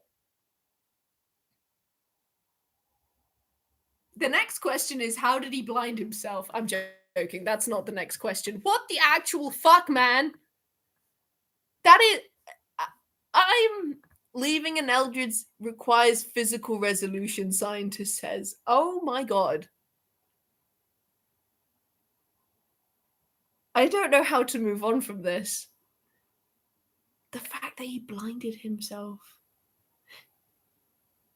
if the eye can't see through you, then you're no longer useful to it, I suppose. Like, it can't watch through you. Eye-related problems require eye-related solutions. Jesus. What about me? Because if I take off my glasses, I'm basically useless. So, like, if I cancelled my subscription to Specsavers and just broke my glasses, would that be enough? Because, like, I can't see shit now. This is useless. This is useless to the eye. I'll probably end up just dissociating from the blurriness. Would that mean I could quit? Would that be enough? I don't... Holy shit. So basically, we are all tied to the Watcher unless, if anyone's blind here, shout out to blind people. Fairly sure it has to be yeah, probably.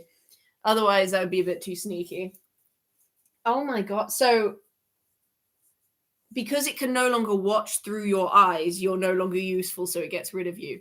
That's crazy. That's fucking crazy. Damn. Special? Any ritual or... Just as long as they're useless. I went the extra mile, destroyed them completely, but... Just wear a blindfold till it gives up. It's like, please, take them off. And you're like, nope. Absolutely not. I'm sure you'll find something neater. The strong acid precisely applied? That sounds more your style. So we're all tight because, you know, muscle. Yeah, that's it. That's existential. We're not going down that path.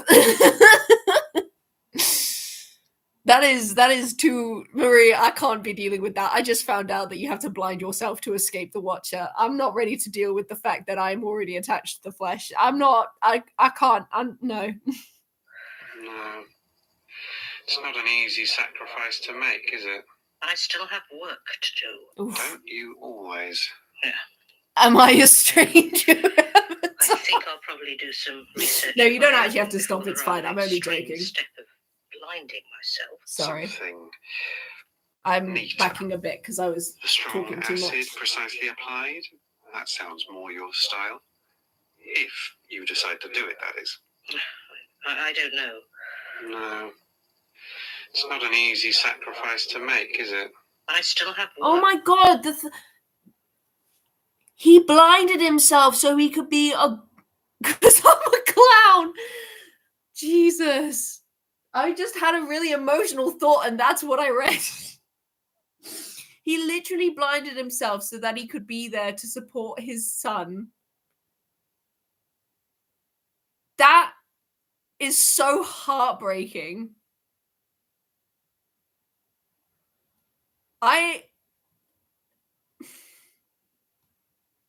He literally gouged out his eyes so that he could quit his job and protect his son from his mum. And then he got killed by her. I can't. Eric, man. You poor bastard. Jesus. Don't apologize, Marie. It's okay. It was just, you know, it's like I had a real heart-clenching thought about the whole, like, he blinded himself so he could, you know, be there for him as his dad. And then I saw I'm a stranger avatar because I'm a clown. And it was the juxtaposition between the heartbreak of knowing what he sacrificed to that absolutely ridiculously funny comment that just my brain went. He is absolutely the best dad in TMA. In a world of living doors and nightmare creatures, Eric Delano is just a decent guy. He's just a good lad. He is up there with Gillespie, you know, with like absolute goats. Probably trying to think of any others who... Gillespie, because of his ability to just say fuck the fear entities, Justice, he just matched freaks with the wrong one. We should make a list of the goats of TMA. We've got Eric. We got Gillespie. And Jerry, because Jerry is pretty fucking great.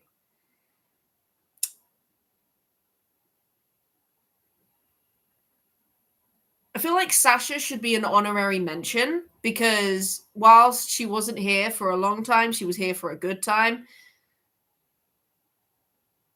Simon, just because. Yeah, in brackets next to them, we put the reason, and Simon's is just because. That's true. Don't you always? Yeah. Anyway, I think I'll probably do some research of my own before the Yes. extremes. Or the guy who didn't get sent into the door because he was worried about being late to dinner with his mum. Death of blinding myself. It's the only way. Trust me. I tried them all. Yes. Did you try my idea of getting someone else to do it all for you and then just get them to confuse the shit out of you with regards to signing pieces of paper until eventually you signed your resignation? Because I think that's a pretty good idea. I think that's a really good idea. To be like, who had a fire ghost in her bedroom and gave... Oh, yeah, that was funny. And she was like, so I left. And he's like, you left? She's like, yeah. And he's like, you didn't stay to... She's like, obviously not. So all the people from the joke episode are just there as like honorary mentions for being absolutely iconic. Gillespie for being, as I'm fairly certain, the only one to fully escape the fear clutches with zero consequences or backlash. Eric for being number one dad TM. Simon just because. Gillespie is club president. Yes, exactly. He's like, hello, hi, thank you all. So you guys also all escaped fear entities. I was the first. But anyway, that's fucking crazy. It makes sense as well. Like, if he can't see through your eyes, then you're useless to the eye, and so it just cuts you off. That's crazy. God damn. Remember. So, was there anything else? No, I don't think so. Then if you don't mind, I think I'd like to go away now. Oh yeah, he was like, can I have a kiss? And then had his entire face melted off. Man probably was scared to death of kissing anyone ever again. He was like, absolutely the fuck not. Just stay away from me. I'm terrified of the female touch. Also, just the fact that he was some random dude, and yet Agnes was like, I love him. I'm in love with him. I would do anything. He's my boyfriend now. And they were she was literally like a disciple, and people were obsessed with her. And she chose this one random guy who came into the coffee shop and was like, yeah, I'll date you. I mean, yeah, you did. That should be a badge. We should like a scouts badge. The Dangerous Women Appreciation Society. And Sebastian Skinner, guy who was oblivious to the stranger avatars who were calling him to fix their pipes or something. Oh, was that the guy that then got disemboweled by them because they wanted to like check out his body? Because that was chaotic. Also a horrible way to go.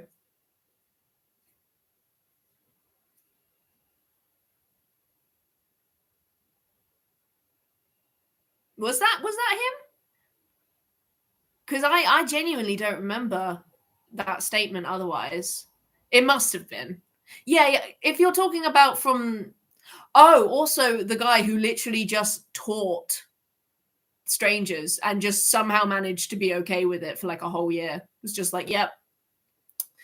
And they just started creating hearts, and he was just like, that one's the most accurate. And like, the professor and Sebastian Skinner from that. Also, Skinner, worst name to have. He was obviously going to die.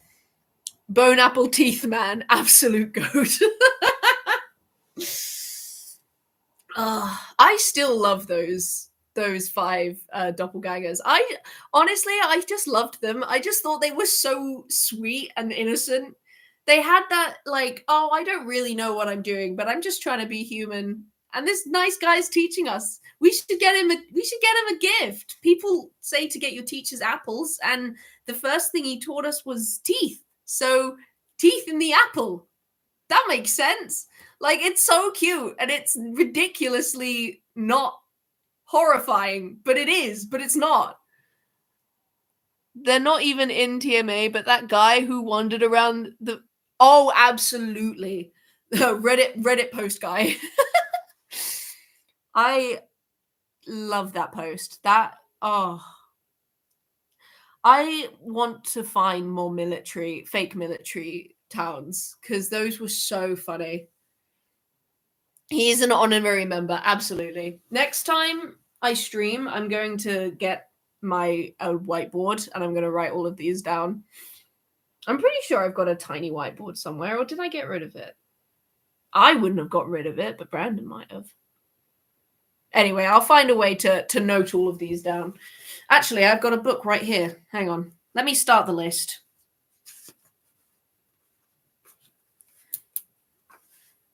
The goats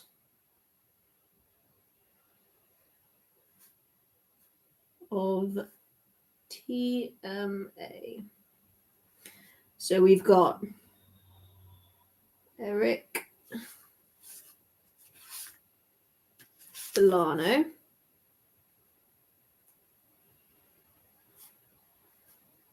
Best Dad TM.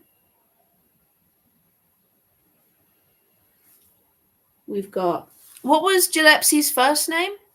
Also Johnny Sims and Alex Noir. Without them, we wouldn't have this in... Yeah, absolutely. None of us would have met. That's crazy.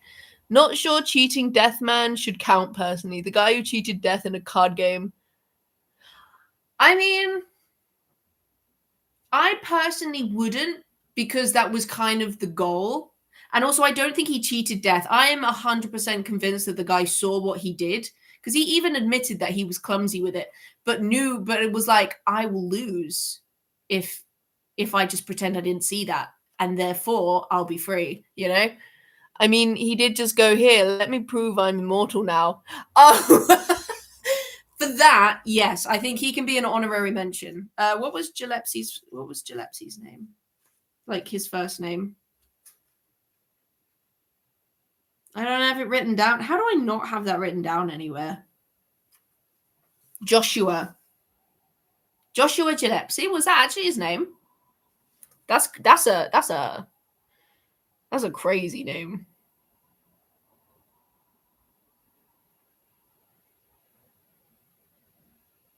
Oh my god, it was Joshua Gillespie. Oh, it's actually Gillespie.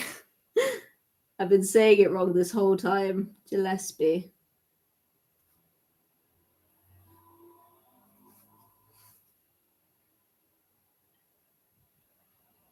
Outsmarted the buried.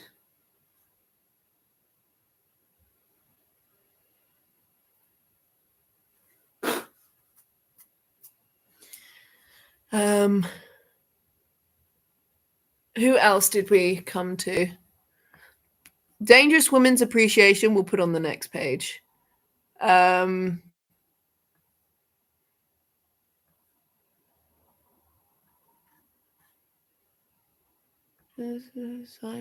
yeah, Simon Fairchild, just because.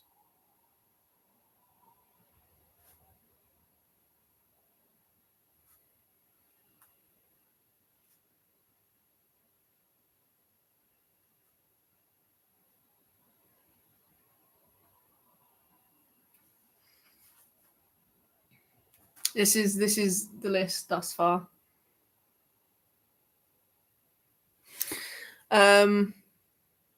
We need a oh, absolutely. Like all of them just like hanging out, just being like, oh my god, it's crazy that all of that happened.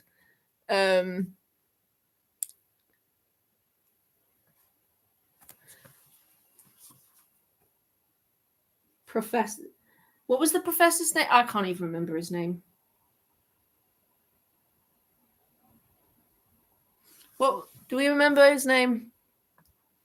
Wait, would Basira be in the? Yes, I will. That will be on the next stage. Dangerous woman appreciation society. Eric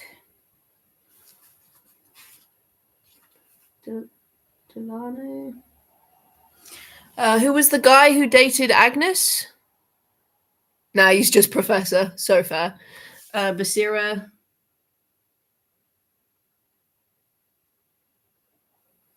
What was the name of the guy that dated Agnes? Does anyone remember?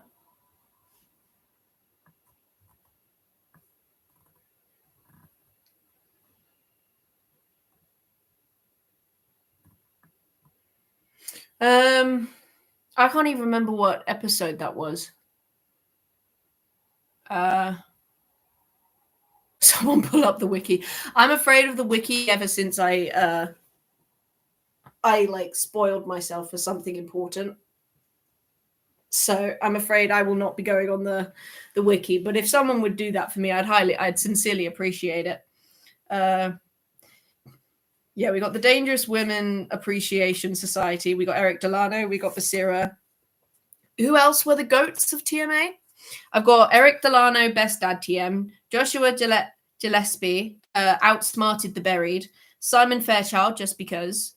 Who else was Maze Man? Was he the one that didn't want to upset his mum? Didn't want to miss dinner.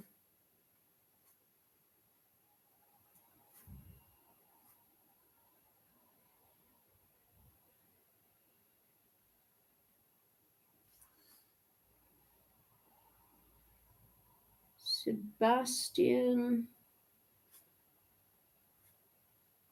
Skinner. Sebastian. Yeah, Maze Man didn't want to miss dinner. Sebastian Skinner died fixing pipes for the stranger. Is that why he's a goat? I'm trying to figure out why he's a goat. Because it more just feels like a very unfortunate turn of events. Poor Sebastian, man. Oh no, I'll put... Oh, I should have put the professor and then put Skinner. Oh, oblivious to the stranger. Oblivious to the stranger. The professor. I'm going to put Professor Anatomy.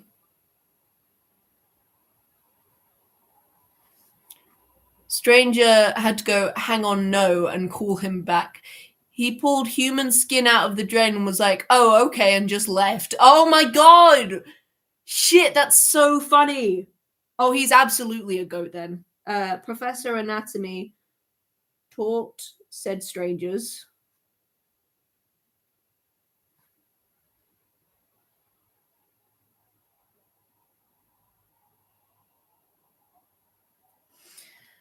All right, we got a pretty good list going on here.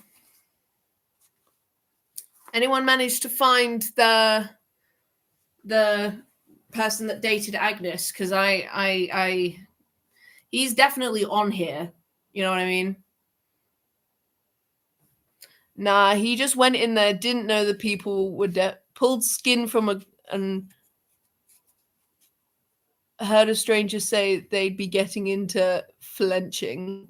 Oh, thank you, Blackbird. I appreciate it. He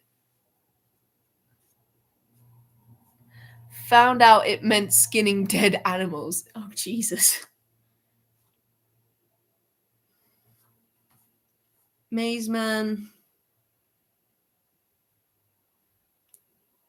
Whole episode is an honorary mention. This is great.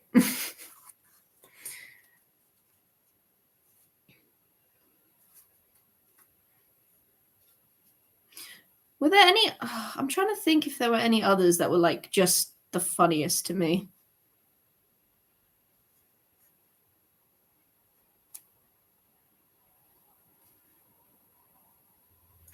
And then went back because they called again, this time showing him the display of stranger madness, ran out, tried to get into the car, but Jude Perry burnt his hand, but still escapes him.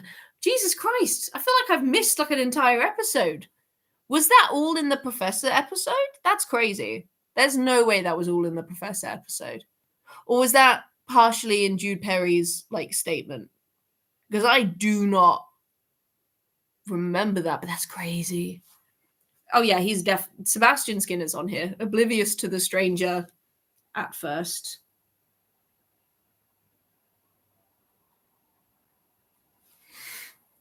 No, not the Professor.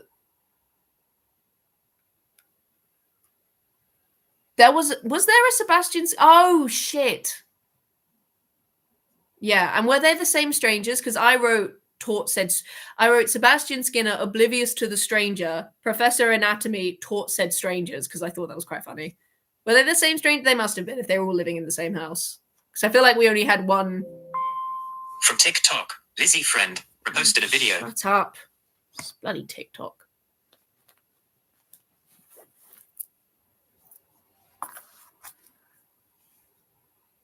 I don't know. I think they were.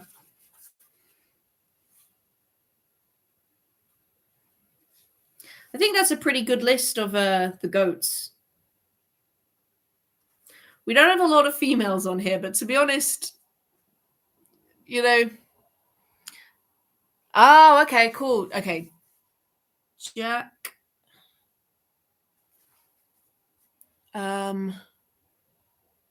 Barnabas.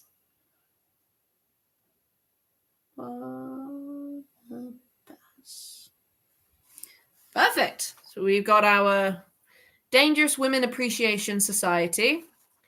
We've got the goats of TMA. And the list is Eric Delano, Best Dad TM, Joshua Gillespie, Outsmarted the Buried, Simon Fairchild, Just Because, Maze Man, Didn't Want to Miss Dinner, and then in brackets next to that, you found him was just going through episode. Oh, Blackbird, thank you. That's so sweet. That is dedication. Because that's like season 3. Where you like that's crazy long. And then I put with the Maze Man, the whole episode is an honorary mention. Sebastian Skinner, oblivious to the stranger at first. Professor Anatomy taught said strangers. And then we've got Basira, Eric, and Jack in our Appreciation Society. Oh, I guess the women in the episode with Sergei, who in the first few minutes kept info dumping. Oh, that was good. Robin Lennox. God damn, Blackbird. Robin Lennox.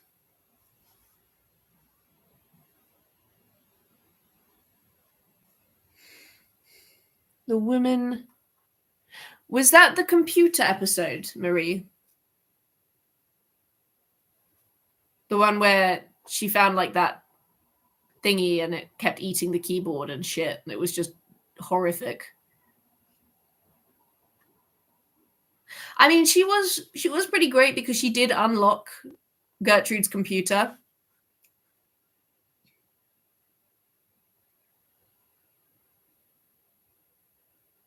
No. I won't add her yet because I don't know.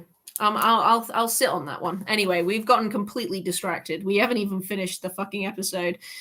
We still got 10 minutes. She said non-binary, right? Oh, I mean, that's fair. Okay, maybe I'll add her. Maybe I will. We'll think about it. Yes. I think that's probably for the best. You're certain burning will work? If it doesn't, I'm sure you'll figure something out. Then let's get it over with. If you see Mary again, tell her... No. I guess there's not really anything else to say. Oh.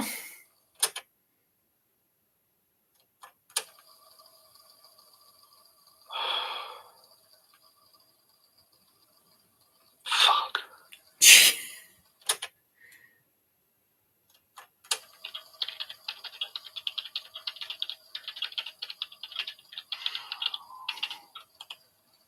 Oh, right. Hello, again.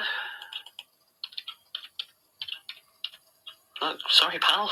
False alarm this time. Oh, unless... Peter... That is a very appropriate... The fact he just went, fuck, and then turned off the fucking recording. It was like, enough said. Jesus. I mean, same. Fucking hell. I almost forgot about that because I got so into the goats of all time thing and just appreciating Eric. But yeah, Jesus Christ. Yeah, the only solution is to gouge out your own fucking eyes. Oh my god. He really does. He can't help himself. He just loves he loves everything in his own Martini way. It's very sweet. Look, Peter... John! God, don't do that. Sorry, I just... It's fine. You just surprised me. That's... Jesus, are you alright? You look like hell. Oh, right. I can't... When was the last time they talked? Oh my god! Weak, hungry, I guess, sort of. I've been trying to avoid being, sticking to old statements. Thank you for your little intervention, by the way. Look, I wouldn't have had to if you hadn't... Yes, no, I know, I'm sorry. That didn't come out right. Honestly, thank you. It's been hell, but I did need to hear it. Oh, good. Are the others helping? Oh, they've been keeping a very close eye on me. But that's not important. No, well, it is important, but it's not why I'm here. John, calm down. What do you want? I know what you said, but I think I found a way for us to leave the Institute. Okay. Yeah, but it's pretty drastic. Well, you've got to gouge your eyes out or something.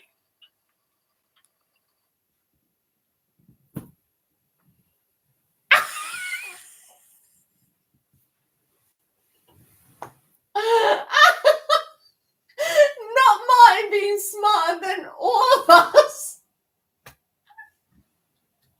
No fucking way. Bro. Martin is underappreciated.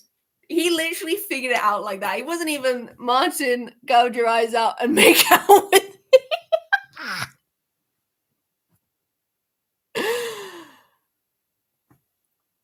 Fuck off. I'm sorry, wait. Can we back? I need to listen to that all at once. What do you want? I know what you said, but I think I found a way for us to leave the Institute. Okay. Yeah, but it's pretty drastic. Well, you've got to gouge your eyes out or something. Fuck off. Right. Right. Wow. Okay. John, why aren't you saying I'm wrong? John, tell me I'm wrong. John, please. Oh God. Don't worry. Honestly, I thought the full stop was a very accurate reaction because I also stopped. I can't imagine. Yeah, he was like, he was probably like,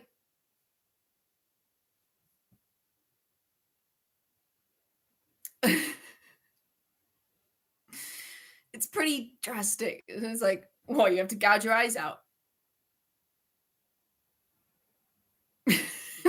That. Honestly, that's totally chill. You don't have to apologize. I thought that was your whole response, and I was still in agreement. Just, I'm surprised he wasn't like, you figured. He was like, I'm surprised John wasn't like, how did the fuck did you figure it out? Because that would have been a very funny like turn of events. Like, wait, I was right. Wait, hold on, we have to gouge our fucking eyes out. Like permanently? I don't know. I mean, I suppose if your vision comes back, the beholding probably does as well. But probably. But it's not like it's easy to only blind yourself temporarily anyway. Oh my god, the Have boys. you told the others? Or... No, you're the first. Don't apologize, Blackbird. It's okay. Because I trust you. I'm trying to think about what to do, and well, if I did try this, I don't want to do it alone. I don't know. I mean, I suppose if your vision comes back, the beholding probably does as well. Oh. Probably. I would have folded in half too. Blind yourself temporarily, anyway. Martin sounds so different. Have you told the others? Or... No, you're the first. Why? Because I trust you.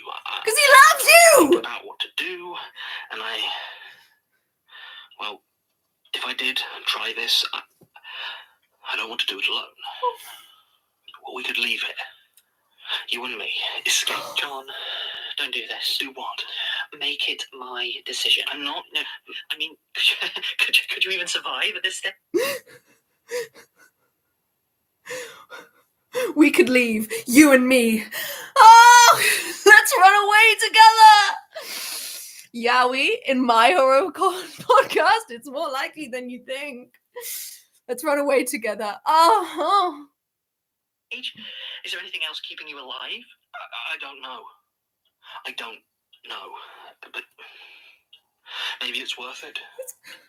The risk, you and me together getting out of here. One way or another. John. No, of course, this was stupid. You have your own plans going on, don't you? Just, look, I need to... This is the episode Johnny describes as the let's gouge our eyes out and run away together episode. Were Probs giggling with how much they love. For real, I'm over here like, just say the fucking words! The minute you say I love you to Martin, he will probably bitch slap fucking Lucas across the face and go, fuck your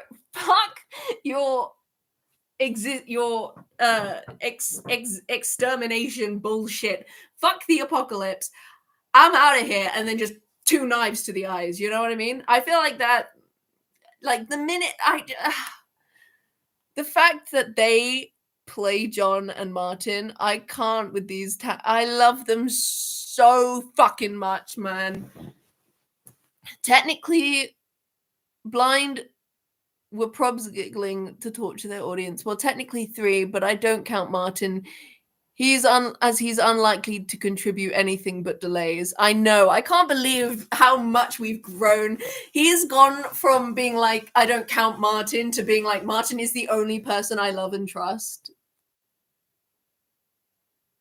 Yeah, it is rough. I can't even. I love Martin so much. He is my comfort character to the end of time.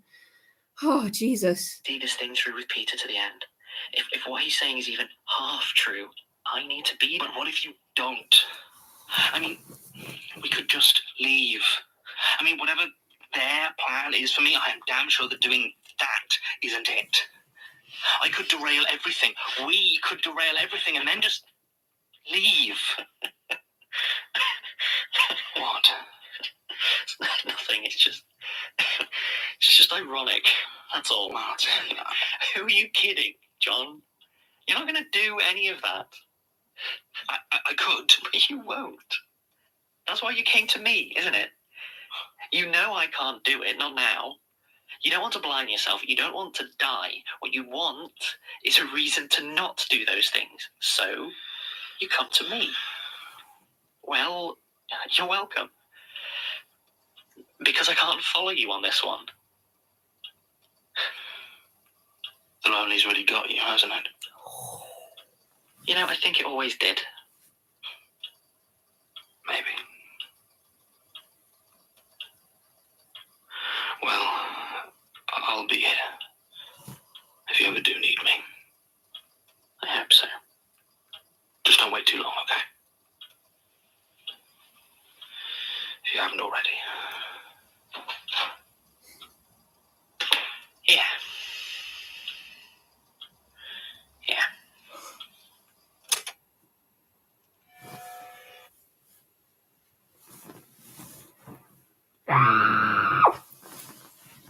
Oh my god!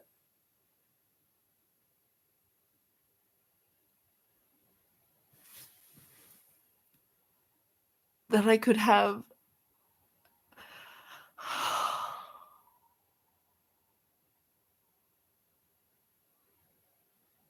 Literally, I'm so fragile right now. I'm delicate. Oh, treat me with fucking care. Oh my god. So, assuming he tells everyone this info, who's gonna take that deal? I feel like Basira would probably try and guilt Daisy into doing it. I feel like fucking Melanie is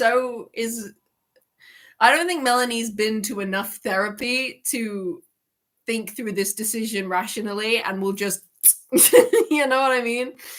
I feel like she'll get two very small knives and just fucking you know, straight up, no thoughts in it. Marie, I'm feeling you. I don't feel like I'm ready to stop. I feel like we're on the cusp. Just say the words, please. I can't deal with this anymore. They're so in love. They're so in love. I can't cope with this. I need them to be in love. That was my thoughts as well. Real horrors are the angst we made along the way. We could run away together. Oh my god. The fucking oh god, Martin is brutal though. Who are you kidding, John? You're not gonna. He was like, I could derail everything. We could derail everything and then just leave. It's just, who are you kidding, John? You're not gonna do any of that. I could, but you won't. That's why you came to me, isn't it? Because you know I can't do it. Not now. You know you don't want to blind yourself. You don't want to die. You want a reason. What you want is a reason not to do those things. So you come to me. Well, you're welcome, because I can't follow you on this one. Yikes. That is... I love... Can you imagine, though? Can you imagine if Martin had gone, okay, let's do it. They put a fucking mousetrap with that together. Boy, did this queer fandom fall for it. Honest to God, I was like, a confession is on the way. A confession is on the way. A confession is on the way. Please, please, please, please, please. It's so obvious that they love each other. If I get queer baited, I'm going to throw a fucking fit. I'm gonna tell you that right now. If these two do not end up fucking, I'm gonna kill someone, and it might be the guy who wrote it. I don't know how I'd do it, but I'd figure it out. Not yet, though, because I want him to finish Protocol, because it sounds really good. But anyway, my point is, remember when you said well, because they never do they? They never do. And to be honest, I'm starting to worry. We're getting near the end. We've already got like 50 episodes left. This isn't fair. At this rate, they might not. At this rate, I'm still having doubts. I need them to kiss. I just, you know, I need it. Oh.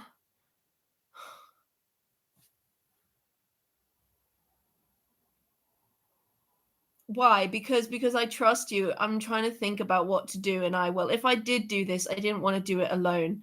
We could leave here, you and me, escape. I'm not. I mean, I don't know, but maybe it's worth it. The risk, you and me together, getting out of here, one way or another. No, of course, this was stupid. You have your own plans going on, don't you?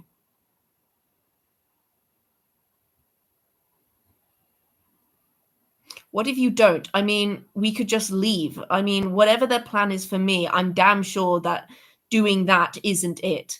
I could derail everything. We could derail everything and then just leave. Just having finished Protocol, the only thing I'll say is that its theme is so menacing. Not gonna lie, I don't like Protocol as much as Archives, and I haven't listened to it for like... Don't worry, Marie. I haven't even finished this, so I'm technically also a fake fan. I feel like I'm going to cry. I need them to be together. I can't deal with this. My boys are hurting and they need love. I don't know how to feel. I also don't feel ready to end this stream. I'm not ready to leave. What's the next episode like? Is it like a similar... Because I don't feel like I'm ready to wait for a fucking week. You know? I'm not...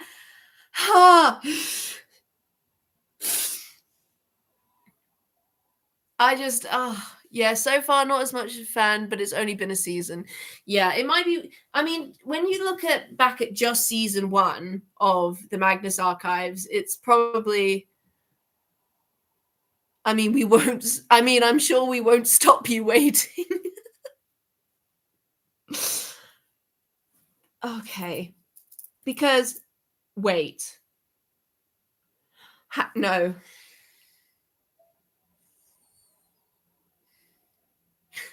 No, because the next one is Cost of Living, and then it's Reflection, and then it's Rotten Core, Panopticon, The Last, The Eye Opens.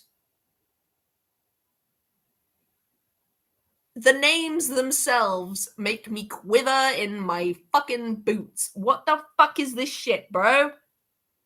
Oh my god, and then that's the end of the season. Shit, man. Oh my god.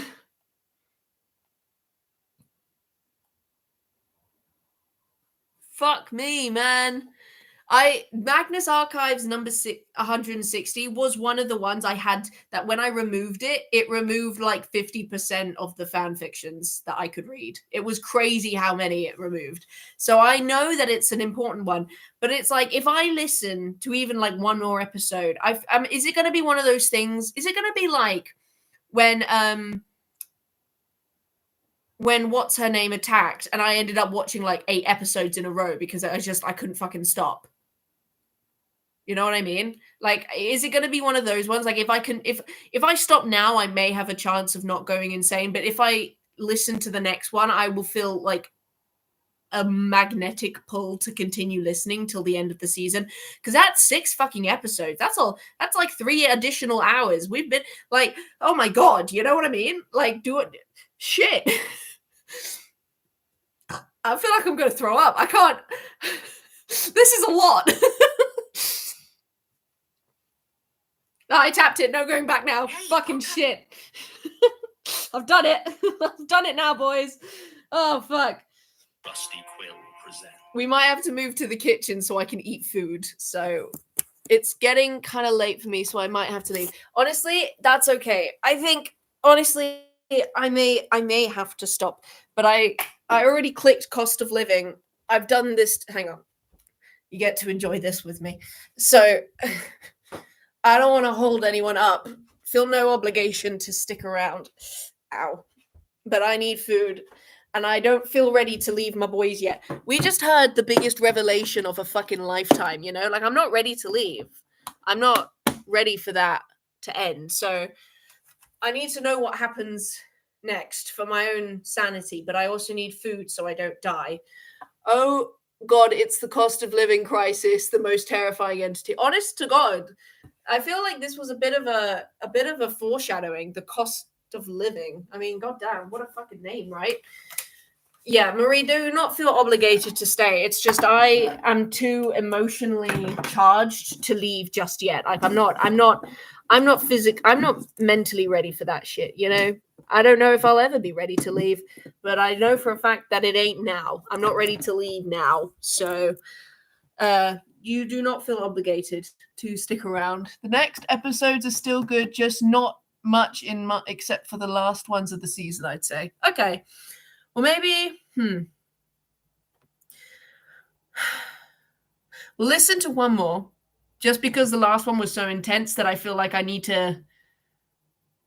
No, actually, you know what? Okay. I'm sorry to do this.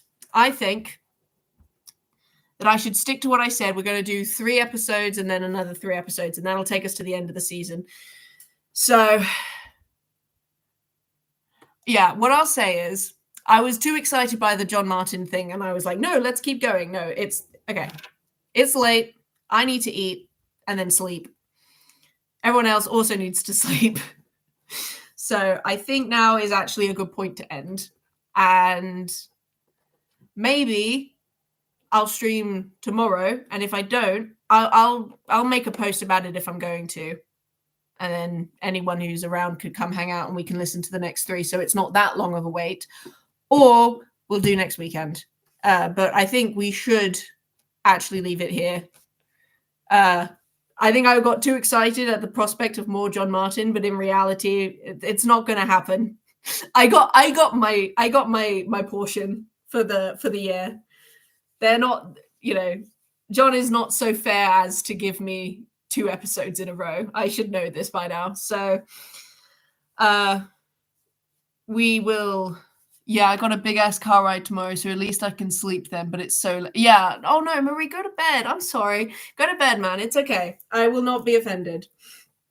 If anything, you should definitely get some rest before a big ass car ride. I hate long car rides.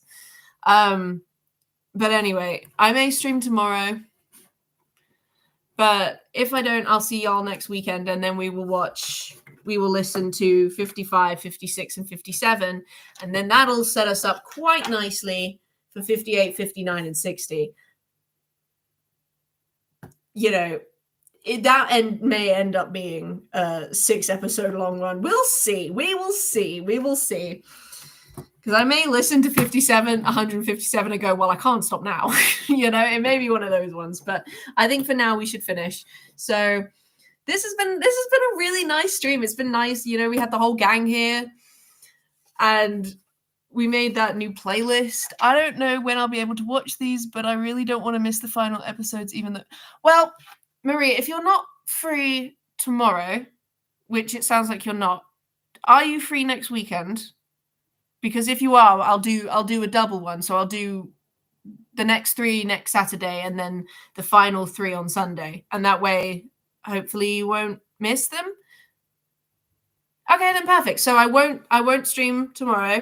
I will stream next weekend. On Saturday, we'll do 3. And then on Sunday, we'll do 3. And it's going to be a lot. All right, awesome. Okay, so that's the plan. That is the schedule. If I forget, just comment on something and I'll see it. Oh, that's totally fine by me. It's the weekend. It's my time to do whatever the fuck I want. And weekends seem to work relatively well for everyone. So that sounds like a pretty good idea.